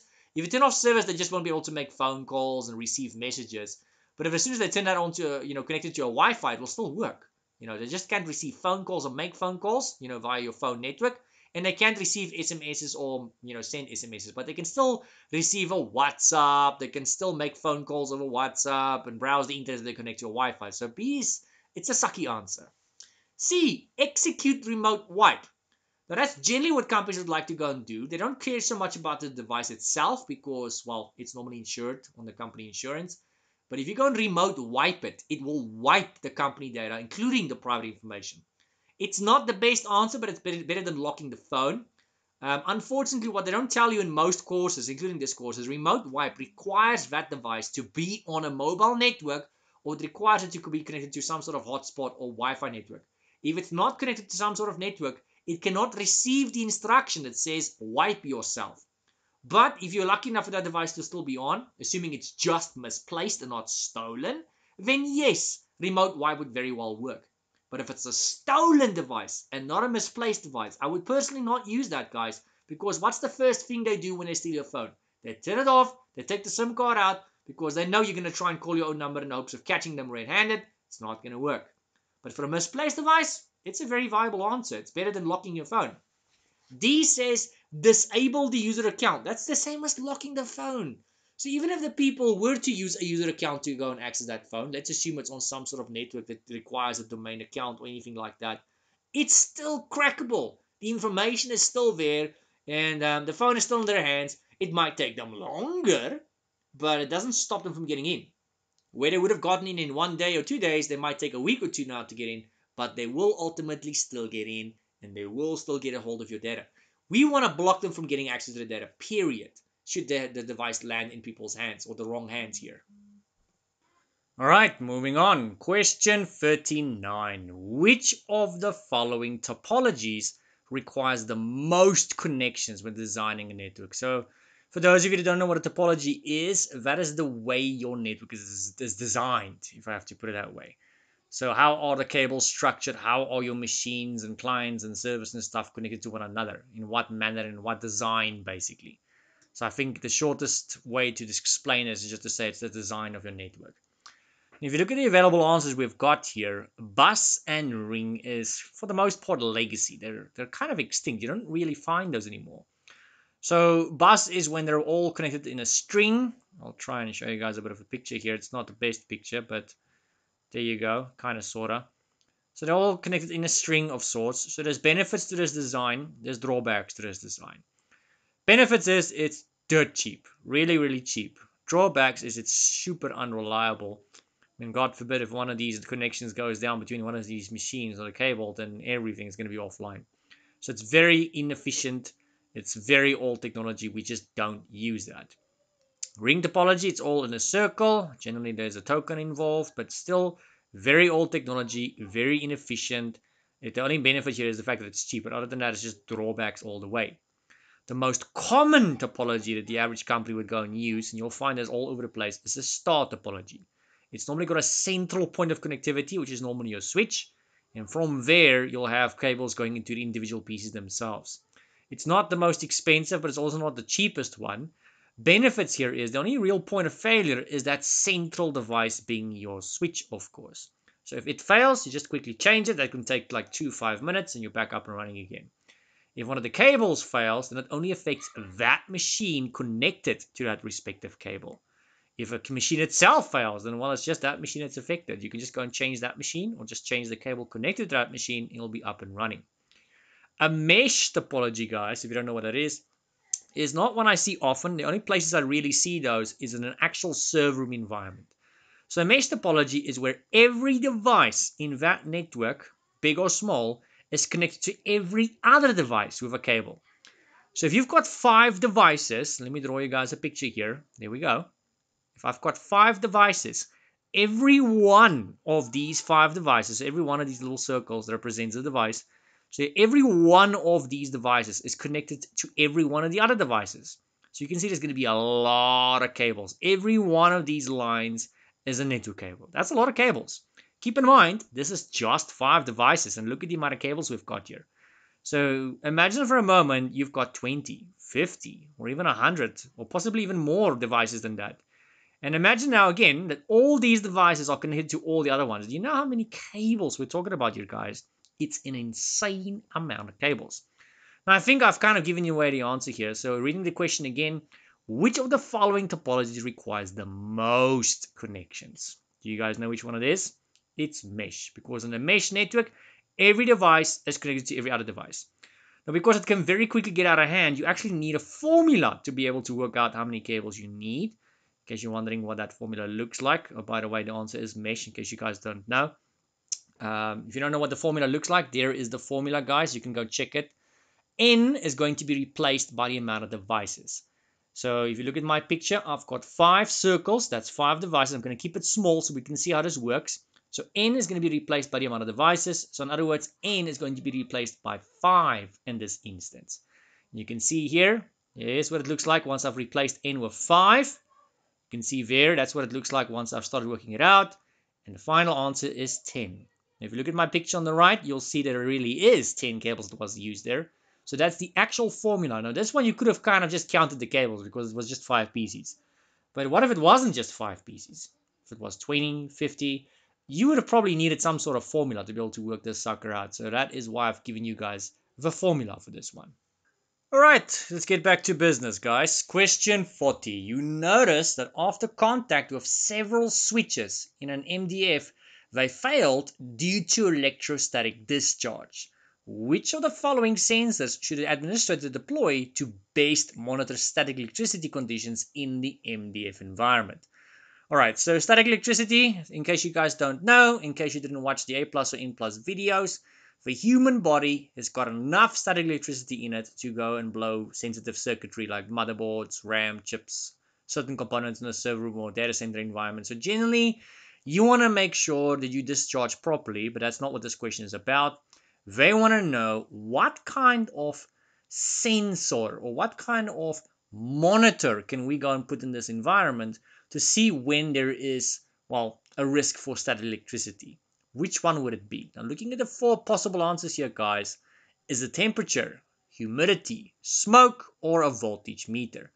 So to know which one it is, you need to understand what we normally do in, for example, a data center environment to avoid static electricity or to minimize it. And I'm not just talking about practicing, discharging yourself and working on a rubber mat and wearing what they call an anti-static wrist strap. No, we're not talking about that. Generally, and I'm going to probably give the answer away now when I say this, generally in a server room environment, guys, or environments like that, we strive for approximately a 50% humidity level. Now, you're not always going to get it perfectly at 50%, and I think you know what the answer is now. Sometimes it might be 45%, sometimes it might be 55%, but we want to try and get it to as close as possible to 50% humidity level. If it is too much humidity in that room, then condensation is going to take place. And as you can imagine, water droplets and stuff on electronics is not a good thing. That's not something we want. If the humidity is too low, that means it's going to be very dry. That means there's a lot of static as well. So considering they're talking about static here, just blowing components or whatnot, my guess would be humidity is too low. It's lower than 50%. It's probably way low. It's too dry in there. So you want to get a little bit more humidity in there, not too much because that's also bad. So you want to try and get it up to about 50%. So the monitor or sensor we're looking for is not temperature, although that's not a bad one to have in an environment. It's more for servers and that kinds of stuff. It's not a bad sensor, but it's unrelated to this question. If it gets too hot, your components will get non-responsive and laggy, and it's just bad. Humidity, that's to help with your static. It's also just to make sure that you don't have condensation taking place and stuff like that. Smoke is in the event of fire hazard or anything like that. So that's also something you want in these environments. That's not bad. A voltage meter is not really something we as technicians use. I'm not saying it's bad, but that's something an electrician would go and use. It's a little unrelated to us computer technicians or us engineers. All right, moving on to question 41. You are performing tests on a potentially faulty network card that is installed in a server. Which of the following addresses will most likely be used during traffic diagnostic tests? So I suspect my network card or someone else's network card in a server is faulty. What can I do with regards to testing? Which network address can I basically go and ping if I want to check if my network card is working? Is it, for example, the first one here, 127.0.0.1? No, that is a loopback address. So I wouldn't say it's completely useless. That is to test your own TCP/IP stack. it is to test your own network card. But if I want to do network or traffic diagnostic tests, I also want to see if traffic actually leaves my environment. Does it reach the destination? That kinds of nonsense. So it might not necessarily be the best IP address. At the end of the day, the question says which of the following will most likely be used. So I'm not completely ruling A out, but it's not the best one in my opinion if I look at this list. If you look at answer B, that is a subnet mask, guys. It's not an IP address that you can go and use for diagnostics. It's a subnet mask that basically dictates how big your network is. And that's a normal class C subnet, which basically contains 256 IPs, of which 254 is usable. Not something that's related to this specific question. I wouldn't say it's not related to the course. It is, but it's unrelated to this specific question. Answer C, it could be. It is a private IP address, but it is a Class A IP address, and it's extremely unlikely you'll be using an IP address like that. It's very unlikely. The question does say, which of the following addresses will most likely be used? It's not saying that it won't be used. It's definitely not B, but it could potentially be A, C, or D. Looking at all three of those, D is the most likely one, guys. It's a normal Class C IP address that you can go and use. You can go and ping that sucker over the network to go and do your diagnostics and all that. If it was not the answer D, I would have gone for C. If it was not C, then I would have gone for A, in that order. All right, moving on to question 42. During risk assessment, which of the following should be considered when planning to mitigate high CPU utilization of a firewall? So we're specifically talking about CPU utilization, and it's also specifically the CPU within a firewall. What can we do to basically reduce the CPU load and make sure it doesn't go too high? Ideally, what we want to achieve here, guys, and it's not actually part of this question, but this is something I used to do actually in the field. You ideally want to have at least 2 firewalls or more, and you ideally don't want to have one of these firewalls of more than 50% load. So I think you guys can see where I'm going with this. So these 2 firewalls or more, and I'm giving the answer away now, is going to be ideally identical firewalls. They will be splitting the load. So if you've got 2 firewalls, they need to be the same size, same mix, same model, ideally same configurations. They will be splitting the load. There should not be more than 50% load on one of these. And God forbid, if something happens to one of your 2 firewalls, maybe there's a power outage, maybe it's just burned, for power surge, whatever. If something happens to one of your firewalls, the remaining firewall will take over the full brute force load here.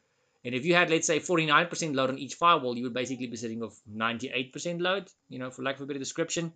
But if you had 50% or more load on one firewall, that would have been a problem.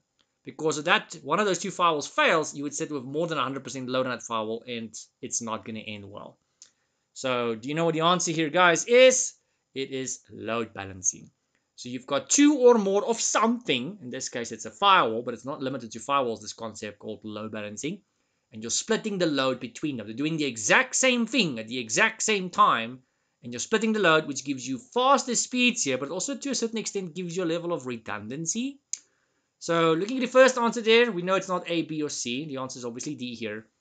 Recovery time objective. So how long does it take your company or your client's company to be back up and running again? So if something would have happened, let's say you had one firewall and this one and only firewall crashed, how long would it take you or this company to be back up and running again? That's your recovery time objective. B, uninterruptible power supply, which we normally just refer to as a UPS for short. That's a form of backup power. You get many kinds. It's normally a backup battery that's normally inline. So you can hook this up to a server, computers, all kinds of stuff. And should there ever be a blackout or a power failure of some kind, whether it's long or short, that device that's plugged into it would not go offline. The power might disappear. So maybe you've got a blackout now, but your PC or your server or whatever this is was connected to your UPS and the device would still be up and running. It's not a long-term solution. So this is more like you can just save your documents safely, save anything it safely, close anything safely, and then turn the machine off safely without causing any damage. Nick teaming, that's just to make them act like they're one. So it's not really balancing the load per se. It's just to make them act like they are one. So yeah, very close to answer D. So if D was not there, I would have gone for C, honestly. All right, question 43, folks. Which of the following would be used to adjust resources dynamically for a virtual web server under variable loads? All right, so we've got a virtual web server here. So it could be on your virtual machine, could be in a cloud. It's most likely in a cloud these days. And if the load or the demand goes up, we want the resources to go up. If demand for resources goes down, we want the resource to go down. So considering what they're mentioning here, I'm going to assume this is in the cloud because this is the only place where we would normally want to go and do that. Why? Because in the cloud, you only pay for what you use. Completely unrelated to this topic, but I thought it would be interesting to mention that. So the more RAM you've got on something, let's say it's a server in the cloud, the more you pay. The less RAM you've got, the less you pay. The more servers you've got, the more you pay. The less servers you've got, the less you pay. So if you have a server in the cloud online, and this server has got a certain amount of resources, and it sees the traffic keeps going up and up and up, and it's getting to a point where it cannot cope with the load, it can automatically increase its resources. That's called dynamic. It's dynamically expanding. It's scalable, I think is the actual word. So it can scale out. It can go and increase its little resources or scale up. Scaling out is more maybe adding more servers, where scaling up is adding more resources to existing servers. So it can scale up very quickly, and it can even scale down. So if it sees the demand goes down, maybe it's like in the middle of the night, it'll automatically scale back down. And before you ask, why would you want to do that? Why would you decrease your resources? It's because if you decrease the resources, you're using less. And if you're using less, you're paying less. So this concept, guys, is called elastic computing. The fact that it can automatically scale up and automatically scale back down as demand, increases and decreases, that's elastic computing. Now, if you look at answer B, the answer is obviously not B, C here, or D. The answer is A. Scalable networking, the concept scaling is just to increase resources, upwards or sideways, but they're specifically talking about networking here. So scalable networking is a little bit unrelated here since we're talking about servers. If they just said scalable, that could be very flippant close to the answer, but they don't just say scalable. They specifically say scalable networking. So that would mean I have the ability to go and increase and add more network cards or make my current network cards faster, if I have to put it in a nutshell. Hybrid deployment, unrelated as well. So it could be servers, but the hybrid deployment is when you've got something on premises and at the same time you've got something in the cloud now. A very good example would probably be SharePoint. A lot of companies have got SharePoint on premises, the old school SharePoint. And at the same time, they've got SharePoint in the cloud. I think the most common example I see these days is probably Active Directory. So you'll have your good old school Active Directory on premises, being your ADDS. And at the same time, you or your client have now acquired Active Directory in the cloud, which we used to call Azure Active Directory. But I've seen now Microsoft has renamed this to Entra ID. Don't ask me why they did that. That's Microsoft for you. And a metered connection is also cloud related. Metered connection is when you pay for what you use, which is actually something we mentioned earlier. So the less you use, the less you pay. The more you use, the more you pay. But it's unrelated here because they specifically asked about increasing resources dynamically and decreasing them dynamically. So it's not metered connection, that's about costs involved. All right, question 44. I can already see the pink section there tells me there's going to be more than one answer here, guys. So in the exam, this will be a checkbox question if it was in the exam. And if it's got one answer in the exam, you would see it's a radio button question because radio buttons, you can normally only choose one answer. If it's a checkbox question, you can choose more than one answer. So anyway, the question says, you discovered that some information on the local database server was changed during a file transfer to a remote server. Uh-oh, that's not good. Which of the following should concern you? So here you are, copying information from a local database to a file server that's remotely. So this could be important information. Maybe this is like a SQL database. It could be a lot of things. So maybe on your local database, it's possibly fine. But as soon as you transfer this information to a remote file server, then you notice, okay, the stuff seems to have changed. What should be a concern here? Is it confidentiality? I wouldn't completely rule it out, but that's not something I would worry about here. Is it B, integrity? I would say yes, because the fact that the files looks different means it's not authentic. It's not the original. Someone or something has tampered with these files, and what you see now on a file server is not necessarily the original. So integrity has been compromised in my opinion. So that's at least one of the answers here. So B is definitely one of them. Is it C, distributed denial of service attack? No, that is when you have got something, for example, in the cloud or a huge server or a website, and we hit this server or website, whatever it is, with so much traffic to the point where it times out or crashes. So we're not talking about a server or whatever crashing because of load, anything like that. We're talking about information being copied and information not looking the same after I've copied it. So it's not a distributed denial of service attack. So I can rule out C completely. Is the answer D, on-path attack? It could be, guys. That might be our second answer here, because on-path attack is when you send something somewhere or you connect to something somewhere and you get, well, intercepted somewhere in the middle. A man in the middle attack, I suppose, is another way to call this. You get intercepted. This interceptor, this individual or whatever it might be, it's probably a person.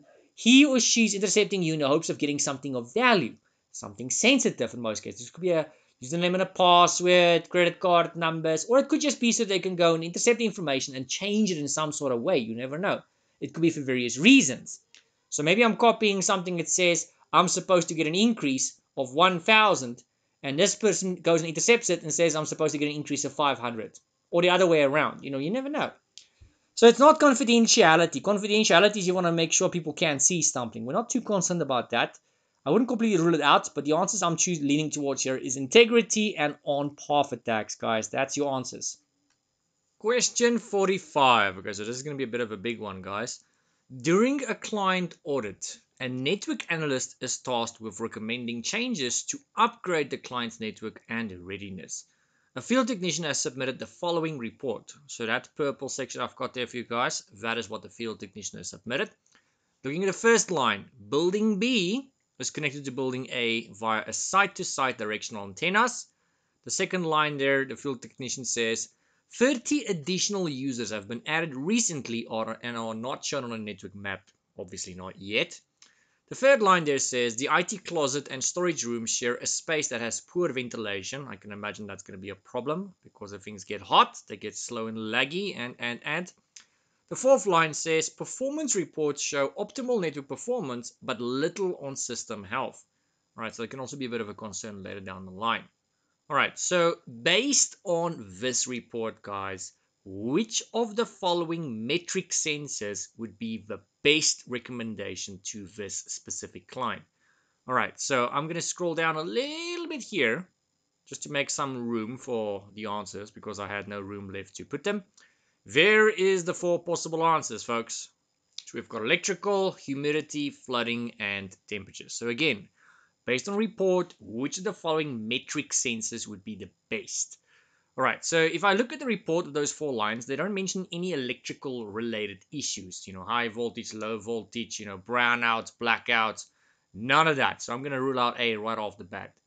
If you look at her humidity, that sensor, that's normally if you've got a very dry environment, or if you see water droplets, condensation, or if you've got some sort of static electricity, related issue.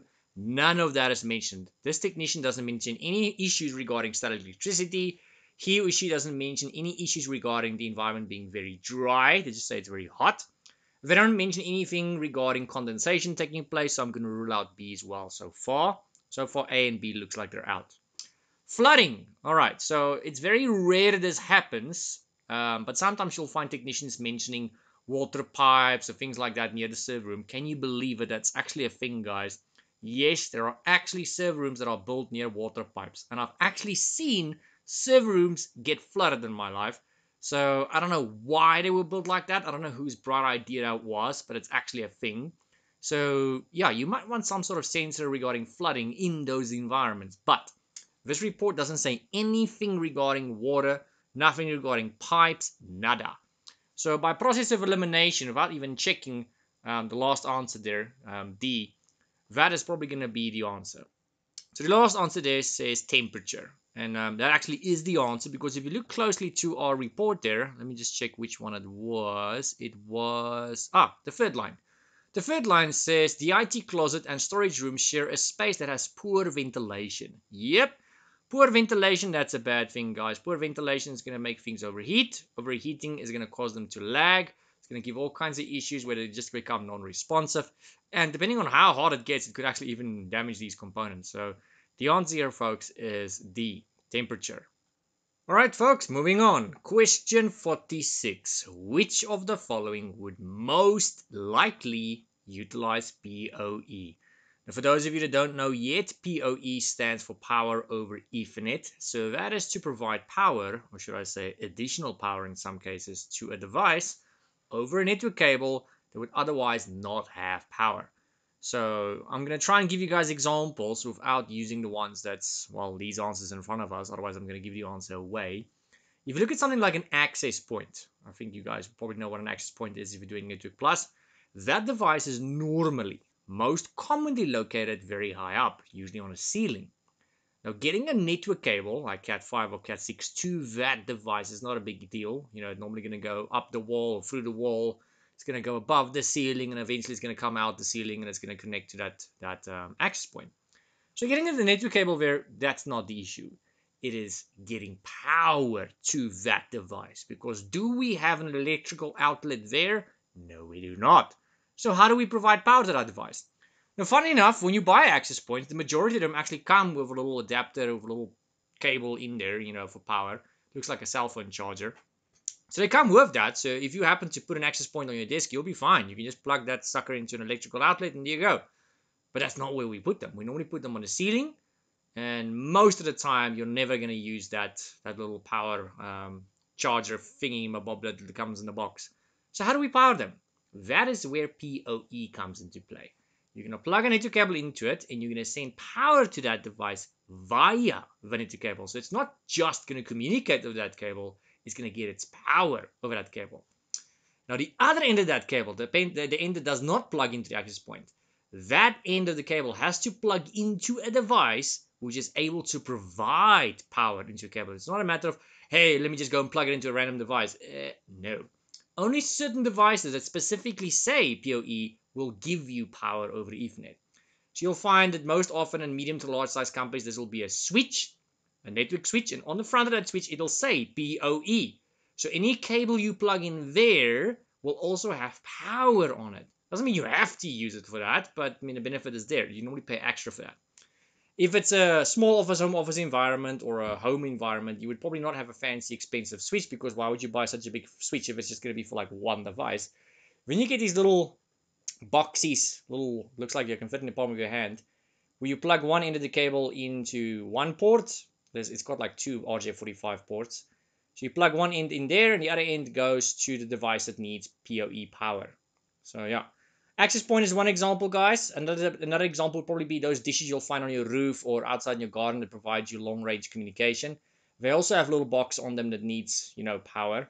So we can connect them via network cable, but power is normally an issue, because on your roof outside or in your garden, you don't exactly have power just lying around.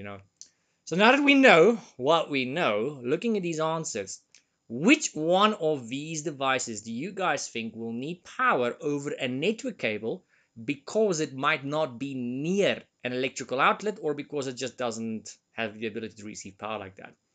Is it A, a camera? So far, I'm going to say yes, because it depends on what kind of camera we're talking about. If we're talking about a surveillance camera, guys, you get different kinds of surveillance systems. You get the old analog ones that works with a little power cable and coaxial cable. Then you get the newer ones, which we call IP cameras. They work with a network cable. Those cameras receive their power through a network cable. So if that's the kind of camera we're talking about here, and they don't exactly say no, but they also don't say yes, then I'm inclined to say that's the answer. It's possible. Looking at B, a printer. No, a printer is normally on a desk or somewhere where it's near an electrical outlet, so that's not going to be an issue. Could it be a hub? No. Hubs is very old technology. It's stupid technology. It's dumb technology. It's kind of extinct for the most part. I think the only place you'll find them is in someone's garage in a dusty old box somewhere. So that's to connect different devices to one another, but that's it. A switch might have that capability, but not even all switches have that. A hub, old technology. So it's not B, it's not C. Looking at answer D, a modem. Nope. A modem can have various network cables in it, and it also comes with its own little power plug that you can plug directly into it in an electrical socket, because it's going to be on someone's desk or something. So the only answer that's left here is A, guys, a camera. So it's most likely a surveillance camera. It's most likely an IP camera. Moving on to question 47. Which of the following provides guidance to an employee about restricting non-business access to company's video conferencing solution? All right, so they don't want you to go and use the company's video conferencing solution for things that's got nothing to do with work. So in other words, you're not going to go make personal video calls using the company's video solution. So what kind of thing will prohibit you from doing that, or provide you with guidance as to not to go and do that? Is it A, Acceptable usage policy. So far, yes. Generally, if you're about to go and log into a company asset, like a company laptop or anything like that, in a proper company environment, it's worth its salt. You'll find there's normally a policy you've got to agree to before you can type in your password, or right after you've typed in your password. That is an AUP policy, acceptable usage policy. It tells you what you're allowed to do and what you're not allowed to do with company assets. Is it B, data loss prevention policy? That is to prevent employees from accidentally or maliciously sharing things outside the company they're not allowed to go and share. This has got nothing to do with people sharing information or losing information, so it's definitely not B. Is it C, remote access policy? People are not trying to connect outside or inside the company remotely. This has got nothing to do with remote connectivity. It's about someone using video conferencing for things they're not supposed to. Is it D, standard operating procedure? Very close. The answer is still A here, guys. The answer is A, in case you're wondering. So it's very close to being the answer, but it's not. Standard operating procedure, which we call an SOP, almost all companies have these. It's basically, it's not your job description, but it's a way and a means of how companies do things. So it's going to say, okay, person A, your job is to go and do A, B, and C, and you need to do it this way and this way and this way. Person B, your job is C, D, E, F, and you have to do it this way, this way. It's a standard operating procedure. Who does what, when, where, how, and all that kinds of stuff. So everybody knows the responsibilities. But the acceptable usage policy is going to tell you what you're allowed to use company assets and company softwares and stuff for, and how and when you can go and use them. All right, moving on to question 48, folks. You developed a plan of action to resolve an ongoing issue. Which of the following steps should you take next? All right, so what this is basically coming down to is the troubleshooting methodology. I think there's about 6 steps currently according to CompTIA.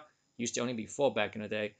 So this is going to be in the middle. It's not the very first step. It's not the last step. So they're giving you a step that has taken place here. And they basically want to see, or I want to see, if you know what the next step here would be. So here it says you have developed a plan of action. If you already have a plan of action, that tells us you already have a fairly good idea of what the problem might be. You already had a theory. You probably tested that theory. You already know, okay, it's confirmed, and you already developed a plan of action. Now it just needs to be implemented, and you just need to go and do the finishing touches, so to speak. So with that in mind, looking at answer A, is the next step to verify full system functionality and implement preventative measures.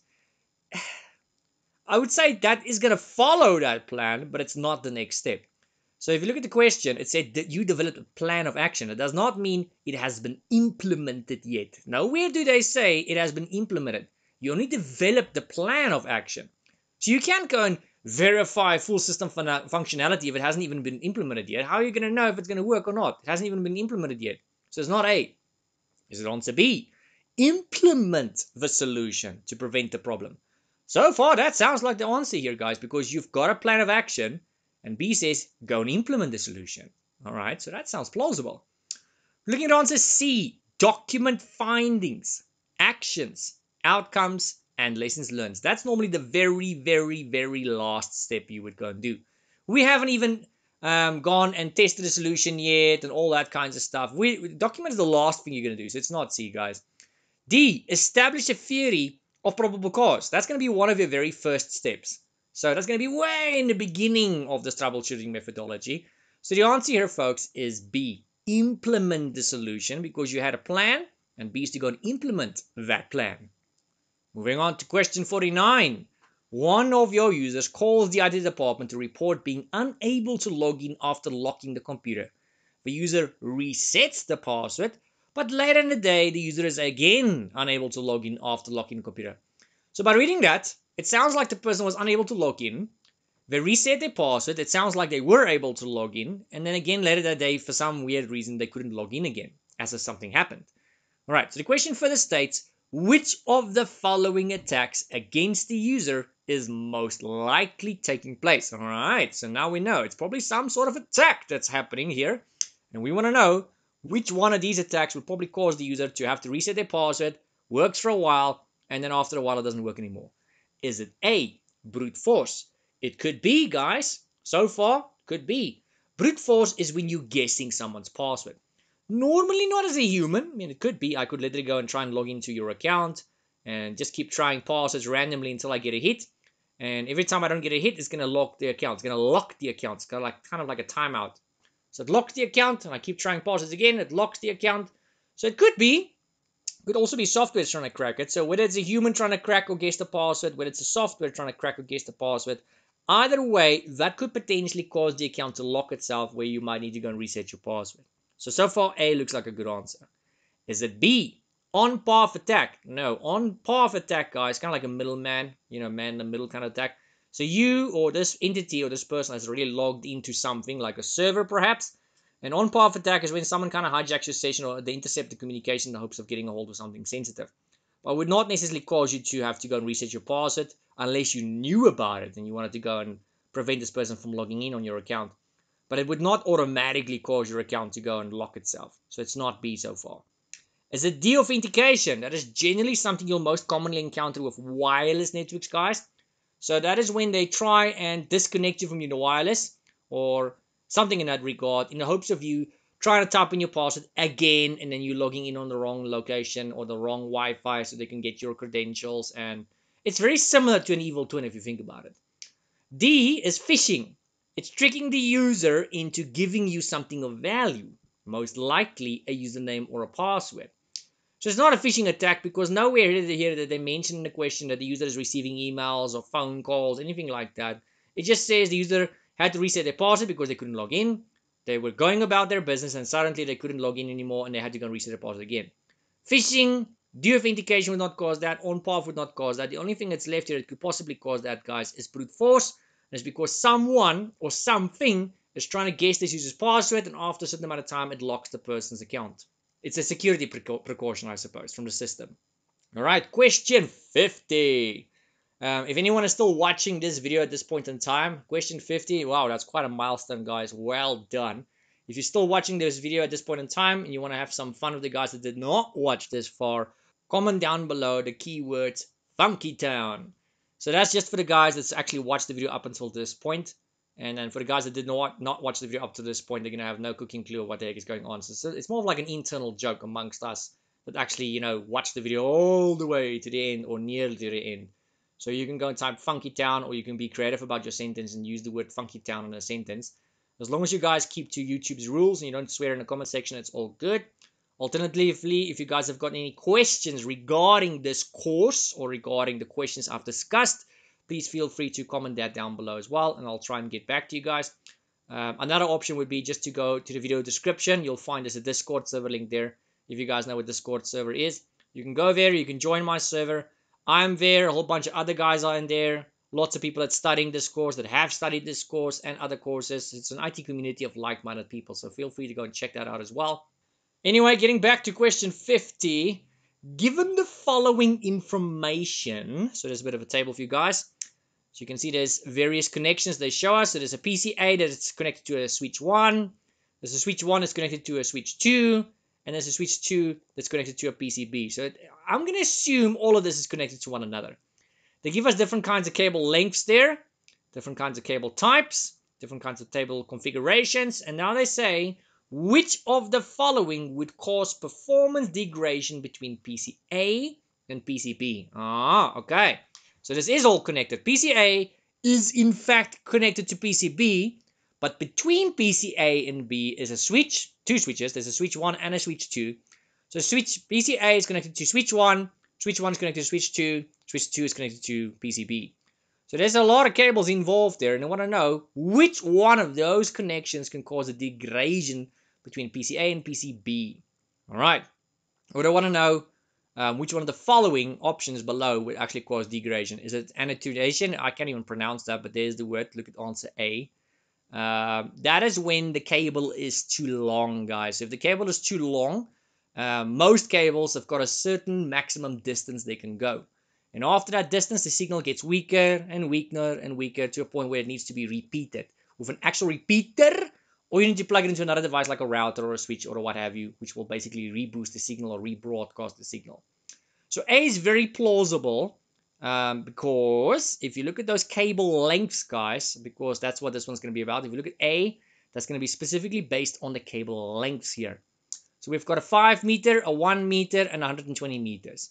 Now, for those of you that don't know, Cat cable, Cat 5 and Cat 6, both of them can only go up to a maximum of 100 meters. according to the manual and then according to the official courses and according to CompTIA, they can go a maximum of 100 meters. In real life, guys, I can guarantee you it's not 100 meters, it's actually less than that. It's going to be somewhere between 80 and 90 meters in most cases. Not 100 meters in real life. But according to the manual, it's 100 meters. And that cable, if you look at that first one, it says 120. That is already 20 meters too long. And in real life, it's actually 30, 40 meters too long. So that does look like a problem to me. That would cause this thing to completely bomb out. You would actually have no connectivity between A and B, never mind it being degraded. You would just have no communication, in my opinion. So A looks like the answer. B says interference. Nowhere do they mention EMI of any kind. There's no electromagnetic interference here of any kind. So I'm going to rule out B. C is about humidity. These cables are generally not affected by humidity. And nowhere do they mention humidity or anything regarding humidity. D says using switches instead of repeaters. That's not going to make a difference, guys. Whether you use a switch or a repeater, the maximum distance that cable can go is still 100 meters according to the manual. So even if you did use a repeater, it would not make a difference. That's a cable restriction, not a device restriction. So the answer here, folks, is A. All right, folks, 51. While walking from the parking lot to an access control door, you see an authorized user actually opening the door. Then you notice that another person catches the door before it actually closes, and that other person now goes inside as well. Which of the following attacks is actually taking place here? So we've got a person, he or she is opening the door, and they are actually authorized to open this door. So whether it's a keypad, whether it is a biometric lock, whatever, the person is opening the door because they're allowed to open it. And then as this door is busy closing, another person catches this door, someone that's not allowed to probably go in there. What do we call this, guys? Do we call it A, shoulder surfing? No, shoulder surfing is when you're looking over someone's shoulder, that's kind of the name, and this is in hopes of seeing something sensitive, something of value. So you want to basically see what keys they're pressing to see their password or to see their PIN, or you want to see what they are typing on the screen. So that's basically what shoulder surfing is. Is it B, tailgating? That is when you follow someone so closely by walking close to them or driving behind them closely so you can gain access to something which you don't actually have access to. So far, that sounds like the answer here, guys, because that person caught the door before it closed, and they basically followed the other person without having to go and authorize. So that technically is tailgating. So the answer here so far is B. Could it be C, spoofing? Spoofing is forging. Forging an IP address, forging a MAC address, forging a phone number or an email address, pretending to be someone you're not. Now, in this case, nobody was forging anything. Someone just tried to catch a door and, without having to authenticate. So it's not C, it's not A. Is it phishing? Phishing is when I am fishing for something of value. I'm sending you an email, trying to trick you into giving me, something of value, a username, password, credit card number, anything of value. Or I'm phoning you, trying to trick you into giving me something of value. So it's not D either. We're not trying to trick someone into doing anything here. So it's not A, it's not C, it's not D. The answer is B, guys. Tailgating. So when you catch a door before it closes without having to authenticate, that's an example of tailgating, guys. Let's move on. Question 52. Which of the following would allow a device to maintain the same IP address lease based on the physical address of the network card? So basically, what's going to happen here is this device will get the same IP address dynamically every day over and over and over. So normally, if you want to have the same IP address, you would go and configure it manually on that device. This is called static IPs or fixed IPs. But if we talk about a lease, the fact that they mention lease tells me this is not a fixed IP or a manual IP or whatever you want to go and call it. This IP address is obtained from the DHCP server, wherever this might be. Now, if you want to get the same IP from the DHCP every day, day in and day out, that's not going to happen by default. You or some technician will have to log into the DHCP and configure this manually. The way we do that is to reserve that IP on a physical address of a computer. The physical address is normally embedded in the network card. Now, what is another name for the physical address of a computer, which we would normally find embedded in the network card, guys? That's basically the question here. So is it A, an IP address exclusion that's taking place here? No. IP address exclusion is when you've got a range of IP addresses that's being dished out by the DHCP, and there's a certain IP address or IP addresses that you do not want to have dished out. So if you're currently dishing out between 50 and 100, let's say 192.168.0.50 all the way to .100, that's 50 IP addresses then. If there's an IP address in that range from 50 to 100 that should not be dished out because it has been statically allocated to something like a server. Now, to avoid that from being dished out, you would go and create an exclusion for that specific IP address. So everything in that range will be dished out except that IP that you've excluded now. So it's not really 50 IP addresses anymore. It's now 49 or 48, or depending on how many IPs you've excluded. That's what we create an exclusion for here. So it's got nothing to do with the question, besides the fact that it's got to do with IP addresses. Is it B, MAC address reservation? Yes, guys. The physical address of a PC, which is embedded in a network card, is called the MAC address. And when you go do a MAC address reservation, you're reserving an IP address based on a certain MAC address. It's not just for computers. We do this for all kinds of things. We do this for printers. We do this for scanners. We do this for whatever.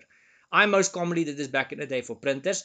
So if a printer does need to get an IP address from the DHCP every day, but I need that printer to get the same IP every day, then I would go and create a reservation. We call it a reservation. When you go to DHCP, we normally do this in an actual DHCP, not the one on a router.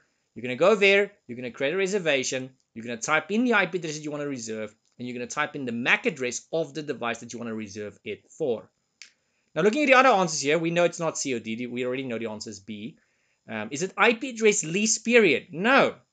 So when a device receives an IP dynamically from the DHCP server, it's got a lease linked to it. It's only valid for a certain period of time. How long, I can't tell you because it depends on what the administrator has configured. But on average, I can tell you it's about roughly 24 hours. Could be longer, could be shorter. And once the lease comes to its end, the person or this device will still have that IP, but it will be considered expired. And this person will notice that this device can't access anything on a network, can't access the internet for that matter, until they renew the IP or get another one. D, the scope. That is the range. It's got more than one name. You can call it scope. You can call it range. That is from where to where are you issuing. How many IP addresses do you have available in your network that can be issued by your DHCP? And from where to where. So basically earlier, when I said 192.168.0.50 all the way to .100, that is classified as my scope, which includes 50 IPs in that example. So yeah, the answer here, folks, is B. Question 53. You want to prevent an unauthorized host from connecting to the network via Ethernet. So we want to prevent someone with their PC to connect to the network via a network cable, which is probably going to be a LAN cable, Cat5, Cat6 most likely. Which of the following is a layer 2 access control which you should go and implement? They say we should go and choose 2 answers. So out of the 4 answers we've got in front of us, guys, which 2 of these 4 are layer 2 methods of controlling access? So layer 2 is basically switch. That's the stupid switches, the dumb switches. You do get switches that fall on layer 3. That's the more fancy managed switches, the fancier, expensive ones. But your average day-to-day switches, those general ones, they normally fall under layer 2.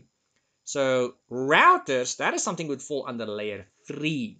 So if we look at answer A, WPA2, that is wireless security. Where would you normally go and configure that? On a switch? On a router? Just to give you an idea, it's something you would normally do on a router for the most part. It's not limited to that, but it's generally where you would see this. So that's not the answer here, guys. It is a wireless security method, and it's not layer 2. It's layer 3, and it's wireless. So it's unrelated to Ethernet, and it's unrelated to layer 2. Is the answer B, access control list, which we call ACLs for short? Yes, that is one of the answers, guys. Access control list is actually something you can go ahead and configure on a switch, but you would normally have to log into the switch. This is normally something we'll do on the more expensive makes of switches, Cisco switches, Huawei switches, those kinds of ones. You'll log into it. You need to know your commands for that specific brand or vendor. You're going to go and configure it, and it'll allow you to control the flow of traffic. So from where to where can they go and connect? So that's one of 2 answers. Is the second answer captive portal? No. That is something you or the user would normally see if you log in wirelessly. Most commonly, you will see this in something like a coffee shop, but it's not limited to that, guys. So if you connect to a wireless network, You're going to first land on a splash page of sorts, and it's going to ask you for a username and a password or a voucher number. That is a captive portal. So that is once again for wireless networks, and it's once again layer 3. So the answer here, guys, is B and D. D, port security, is something you would go and implement on a switch on layer 2. And what basically happens here is if someone plugs a cable out of that switch and they plug the same cable back in, nothing will happen because it's going to see it's the same device. But if someone plugs that cable out and they plug something else into that port, a laptop or desktop or something, it's going to see, hang on a moment, this is a new device. And what's going to happen is, well, you can have it, send a notification to the administrators. You can have it shut down the port, which is one of my personal favorite options. I just like to shut down the port, or a whole bunch of other options. I prefer just to shut down the port and to send a notification to the administrators so I can possibly catch this person red-handed in the act. They might not even know the notification has just been sent. They're fiddling there, trying to gain access to my network, and here I come into the office and say, hey, what are you doing? So I can actually catch them red-handed. Anyway, question 54. You are configuring a wireless network at a branch office. Users at this office work with large files and must be able to access their files on the server quickly. Which of the following 802.11 standards provides the most bandwidth? Alright guys, so if a network starts or a connectivity starts with 802, that could be wireless or wired, but generally if it ends with a .11, that tells us that we're dealing with a wireless connection. Alright, so with wireless, you get quite a few standards. There's 802.11a, there's 802.11b, there's 802.11g, you get N, you get AC, and then more recently they released in COVID, I think in 2021, they released AX, which is not on this list, but AX is something you guys need to know for the exam, just by the way. So make sure you understand the different standards you get, all 6 of them. I only have 4 of them listed here on this as answers, but there's 6 of them. You need to know when they are used. You need to know more or less what their maximum throughput is, their bandwidth, because that's what this question is about. You need to know what their frequency or frequencies is. You need to know by what they may or may not be interfered with. So that's just to give you an idea. It's normally like a table you'll find in your manual. You'll get lots of free manuals online, but that's generally what you need to know. And the same applies to cables. Anyway, getting back to the wireless standards we've got in front of us, what is their bandwidths and which one has got the most? If you look at A, so, well, A is going to end with a .A, .11a. That has got a bandwidth of 54 megabits per second. If you look at answer B, also 54 megabits per second. If you look at answer C, which is AC, that one has got a throughput or a bandwidth of 1 gigabit per second and up. And then the last one, answer D, has got a throughput or a bandwidth of about 300 megabits per second to about 450. It depends on a couple of variables, but you can get up to 450 if you really push it, maybe even higher. So it's 450 and up for N. So N is quite high, 450 and up, 450 megabits per second. But answer C was higher with 1 gigabit per second and up. And AX can give even higher than that. So the standard here, folks, that's got the highest bandwidth is answer C, which is AC. Moving on, number 55. Your users are reporting internet connectivity issues. You want to determine if the issues are internal to the company network or if there is an issue with your ISP. So you just want to basically see, is this your problem or is it the ISP's problem? So whose fault is it? So which of the following tools should be used to best determine where the outage is occurring? So we know there's an outage, but we want to try and establish where is it? Is it inside your building, inside your network, which means it's your problem, your responsibility, you've got to go and fix it? Or is it outside your network by the ISP or even beyond the ISP, which means it's not your problem? So answer A, trace route. That is a tool you can go and use. We normally call it tracert, Tracert. We don't say trace route, we just say tracert. Normally if you want to go and type it into command prompt. It's a tool that allows you to go and test connectivity to a certain extent. It allows you to see where the connection is dropping. And I'm kind of giving you the answer here now. That actually is the answer, guys. So it allows you to trace up to a maximum of 50 hops. Generally, they'll tell you each hop is a router, which is not always the case. So you'll see it go up. It normally on average goes about 10 hops, 15 hops, but it can actually go up to 30 hops. So the first hop will show an IP address that is normally inside your network, which will very well be your router. That's your router, the first IP address, at least if it's your home network or a small office network. The second hop will normally be your ISP, and the third hop will be beyond your ISP. If you're a medium to large size company, you'll probably have a couple of extra components in your network, like a firewall. So the first hop will not necessarily be your router then. It'll be your company's physical firewall. The second hop will be your router, and the third hop will be your ISP, and then the fourth one will be beyond your ISP. So you'll know how many devices you've got and how many not. So let's assume for a moment you've got a firewall and a router in your network. So if the connection drops at hop 1 or 2, then you know, okay, boys, the problem is inside our network. Let's go and fix it. But if it drops at hop 3, for instance, and you know that's your ISP, then it's the ISP's problem. If it drops beyond the ISP, then you know, okay, well, it's technically not even the ISP's problem. Someone else down or up the pipeline has to go and address this issue.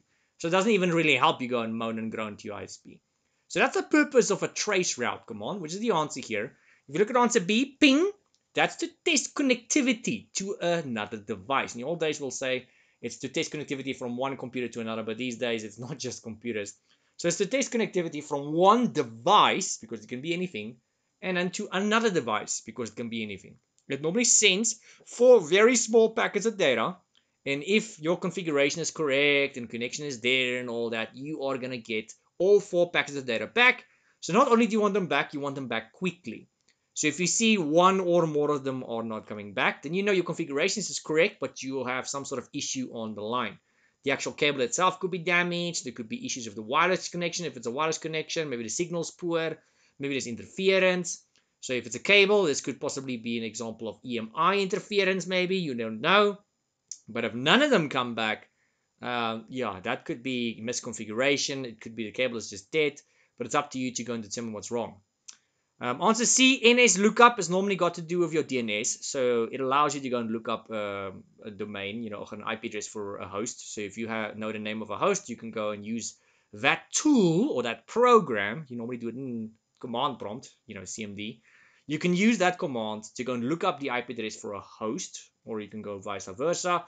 You can go pull records, all kinds of stuff. So it's a DNS tool, for lack of a better description. And the last one, ipconfig, which is also ironically got to do with DNS. That is to flush the cache of your DNS on your machine. So any and pretty much for the most part all websites that machine has visited recently, those records and stuff would be erased from the cache. So the next time when that machine tries to visit any website, you're forcing that machine to ask the DNS all over again, hey buddy, where is this website? Because that's what happens with DNS. So every time you type in an address like youtube.com, the very first time you go to that website, your computer has no cooking clue where that is. It's going to ask the DNS, it's going to say, hey, listen, bud, the user on me has just typed in this place called youtube.com. I don't know what that is. I don't know where that is. Can you help me out? The DNS server is going to say, okay, sure, bud. Let me go and pull that record.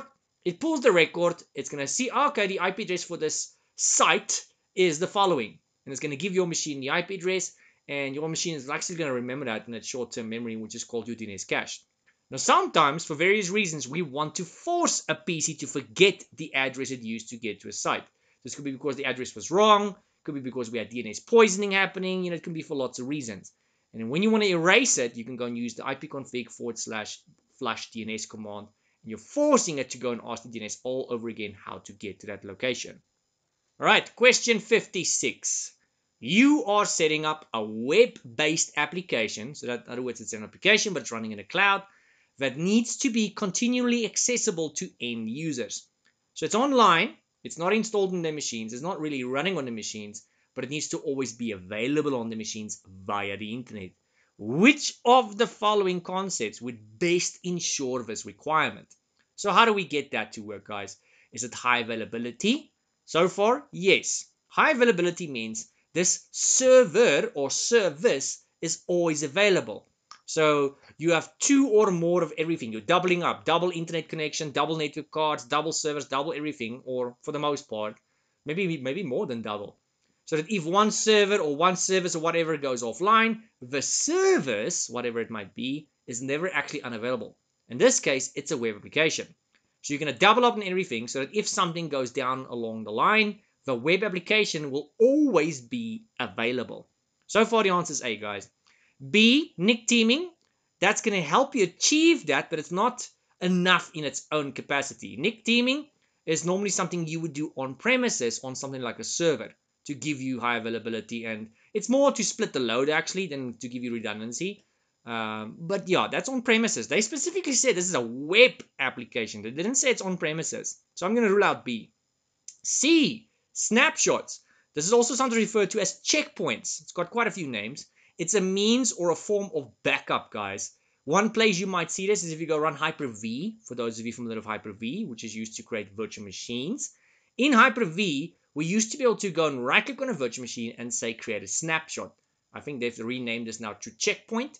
Either way, Potato does the same thing. It makes a backup, a full backup of that machine.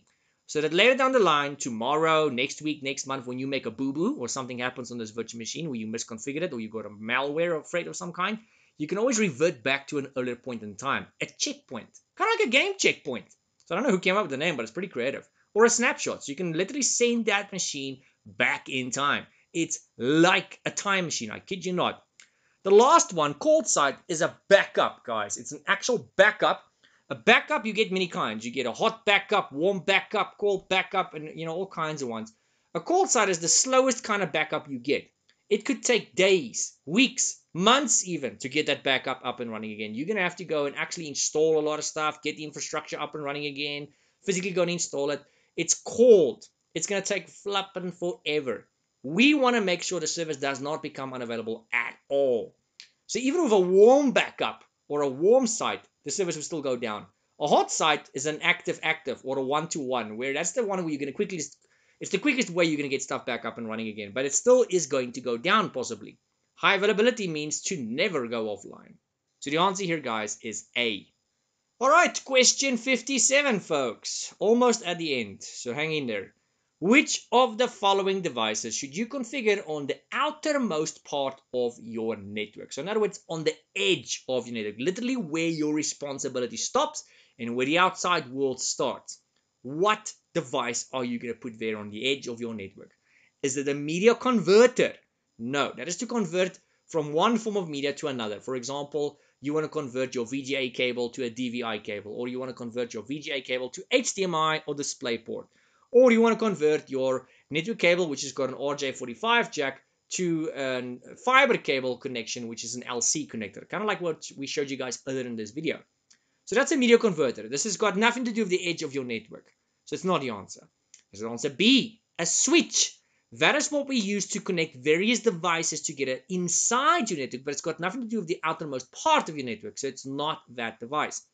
You might think it's a modem, since a modem does connect you to the outside world, but it's not the outermost part of the network. So before your modem, you actually get a firewall, guys. The firewall is the boundary. It's to keep bad people and bad things outside your network and to keep things inside your network. So it's like a wall, if you want to call it that. I mean, it's got even wall in the name there. So it's kind of like a wall, a boundary wall. And yeah, that's pretty much just to keep things outside of your network. It's like a protective layer. It's the answer here, folks.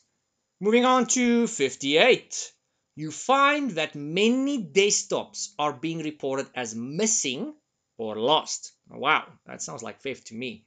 Which of the following would best assist in recovering these devices which are now missing or lost? Are we going to be using motion detectors? No, that's more preventative than recovering. Motion detectors is to know when someone is up to shenanigans at that exact moment. So it's more preventative than recovering. It's not going to help you recover. We want to recover, not prevent. Is it answer B? Security guards. That's once again preventative, to prevent people from doing this nonsense in the first place. It's not A or B. It's security related, but that's preventative, not recovering. Is it C? Asset tracking tags. So far, yes, that could be used to track something, not to prevent the theft or, if it's missing or lost or stolen, it's not going to prevent it. But once it is gone, wherever it might be, you can use these tags to possibly recover them. So far the answer is C. Is it answer D? Computer locks. No, that's once again preventative measures, guys. So the answer is not A, B, or D. All four of these are security measures, but 3 of these 4 are preventative. C is the only one that's going to allow you to recover these devices. So the answer is C.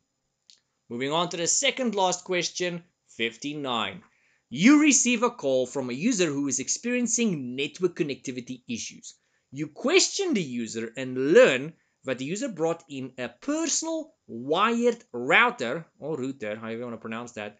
So they brought in a personal router to use multiple computers and connect to the network. Which of the following has the user most likely introduced to the network? Now, we're not saying this was on purpose, guys. It could be that this user is malicious, but very often you'll find what just happened here could actually very well be an accident. It could be that this user is not very educated or very tech savvy. Tech savvy, couldn't pronounce that. And it's gonna, it could really be just be an accident. So when people bring a second router to the network, their own router, certain things may or may not happen here. And it's most likely going to happen because there's a certain function or feature or capability on a router that's normally turned on by default, guys. Do you know what that is? It's the DHCP. Almost all routers have got DHCP built into them, and it's almost always turned on by default. Why is that an issue? Because that network of yours or your client has an existing DHCP. It is the one that's supposed to be dishing out IPs. Those are the valid IPs that you and the users need to be able to access network resources and, for the most part, the internet. Now, when you've got a second DHCP on your network that's dishing out IPs, it's probably going to be different IPs. It's going to be in a different range. It's from a different DHCP. So they have IPs, these people, because you need an IP to access company resources and the internet. The devices have IPs, but it's the wrong IPs from the wrong DHCP. So if the IPs are very close to the original one, it's going to be quite difficult to detect this. But eventually you will detect it, and then you'll notice that DHCP is causing the whole network to go down, or at least half of the network. It's not necessarily going to cause an issue on day one, from what I've noticed. So from personal experience, guys, I can tell you day one is not normally that big of an issue. Day one, the majority of the devices have already been connected to the network. They already have an IP, which is a valid IP. It's normally from day two when the shenanigans starts, or when someone comes to the office after this router has been introduced. So when someone comes maybe late after lunch, or maybe they left the office and they come back, or they come back the next day, that is when the issue is going to start. Half the people will get IPs from the real DHCP. The other half of the devices are going to get IPs from the wrong DHCP. And you're going to find randomly all over the network, some people are off, some people are on. It's a real difficult one to go and determine what the issue is. Anyway, the answer is B here, guys. Evil twin, we know what that is because we discussed that earlier in this video. That is when someone brings in also a router, but that is to create a duplicate network. So people go and connect to the wrong wireless network, and that's in the hopes of retrieving their login details and stuff. Honeypot is to trick people, hackers, and what have you, to connect to the wrong server. They're going to hack the wrong server. It's kind of like bait. They're going to connect to the wrong server. You're leading them to the wrong server, and that's going to possibly allow you to catch them in the act, or just prevent them from going to your real server. And the last one, malware, is not something specific. It's a category of harmful, malicious things. This includes, but is not limited to, things like worms, viruses, Trojans, which we call Trojan horses, spyware, adware, ransomware, and. There's quite a few, guys. So that's what malware is. Once again, the answer here, guys, is a rogue DHCP. And then, folks, the last question. Finally, you've made it. So I think you guys deserve a pat on the back. If you think you're tired, just imagine how tired I am, because I've been talking for more than 3 hours here straight. So I'm really tired, and as I speak, I can tell you now, the sweat is actually, forming on the side of my head here. I'm wet like a dog right now, and not in a fun way. So this is really killing me to make this video. Hope you guys enjoyed this video, and I hope you guys do well in your exam. Anyway, getting to the question. You discover that multiple switches require a major update. Which of the following policies should be applied? Alright, guys, so these are physical switches. It's, connects the pieces to one another and all that kinds of stuff. You're about to make a change in the network. What kind of change is it? It's an update to your switches. Alright, so which of the following policies should be applied? Is it A, a change management policy? That is a policy that you need to apply when you're about to make a change in your network. So far, it sounds like the answer, doesn't it? B, remote access policy, which is for users that are connecting outside your network or into your network.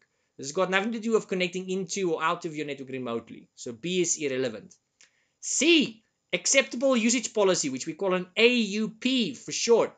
So that's normally something people have to agree to when they're about to use a company asset. So when they log in, it's going to ask them to go and agree to this. People are not using assets here. This is just about doing a change. So it's not C. Is it D? A memorandum of understanding, which we call an MOU for short. That is kind of like your employment contract, if I have to put it in a nutshell. It's a memorandum of understanding. It's an agreement between you and this company or between two people. So of what your job description is and that kind of stuff. So the answer here, folks, is A, because you're about to make a change. You'll find the majority of medium to large size companies, at least the ones that's worth their salt, they will make you fill in or complete a change management document. It could be digital, it could be physical, but it's normally digital. You have to go and fill in on this document what you are changing, when you are changing it, who is changing it, why you're changing it, to what you are changing it, and if you are removing something, why you're removing it, and what you're doing with all the stuff. So it's a whole list of things you have to go to fill in there. And it's for various reasons. It could be if something goes wrong later down the line, they can see, okay, where they went wrong. It's also to see who was guilty, who was involved, how to avoid these mistakes again, that kinds of stuff, folks. All right, guys, before you disappear on me, there's quite a few things I want to mention to you first. First of all, thank you very much for watching the video up until this point. I really, really hope you guys do well on your exam. I wish you well.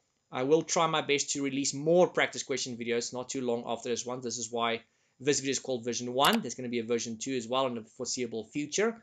So stay tuned for that. Guys, a special shout out and thank you to everybody that's been sponsoring this channel. We'll give a shout out to those guys in just a moment. But guys, if you are looking for other training videos as well, there's a channel I can recommend to you guys. Here it is. It's called Dark Bird Tech. This channel is very good for Security Plus videos. And this trainer is also going to be releasing other videos as well in the foreseeable future. Very, very good channel to go and check out. So if you're looking for CompTIA Security Plus practice videos, practice questions, and all that, that's going to be on his channel. I don't think he's got practice questions on there yet as of the date of this making of this video. But there's going to be practice questions for Security Plus on there and probably other courses as well. Currently, he's busy making really, really awesome videos for Security Plus. So if you're looking for Security Plus, that's where you're going to find it. So go check him out. The link is in the video description down below if you want to go check out that channel, guys. Once again, I want to send a shout out to all the sponsors of this channel. Patreon, PayPal, those of you clicking on the thanks button below the video, those of you buying me a coffee or a milkshake, thank you to each and every one of you guys. And then here is a list of all the Patreon sponsors. Keep in mind, these are just the ones that's in the paid tiers, guys. So the paid tiers are the names that's going to be displaying on the screen. You can become a free Patreon as well. I see that's a new function that Patreon's got now for the last couple of months or the last year or so. The free Patreons are not going to be the ones that's on this list. These guys are the ones that's actually paying to be on the screen. So if you are a paid Patreon, I will ask you, do you want your name to be displayed on the screen? If you say yes, it'll be displayed on the screen. Here is the PayPal sponsors. Thank you very much, guys, for your donations. These are guys making PayPal donations in the background. I really, really appreciate. And then lastly, guys, in case you did not hear me say this earlier in the video or one of my other videos, there is a Discord server. That will literally be the link the way at the bottom of this video. So if you want to go and join that community of IT people, feel free to go and check that out. Alright, guys, once again, good luck with your exam. I wish you all the best. Stay tuned for more practice questions. Maybe subscribe if you haven't done that already, then at least you'll know when the next video comes out. Give the video a like if you haven't done so that other people can see this video as well. I will see you in the next video, guys. Enjoy.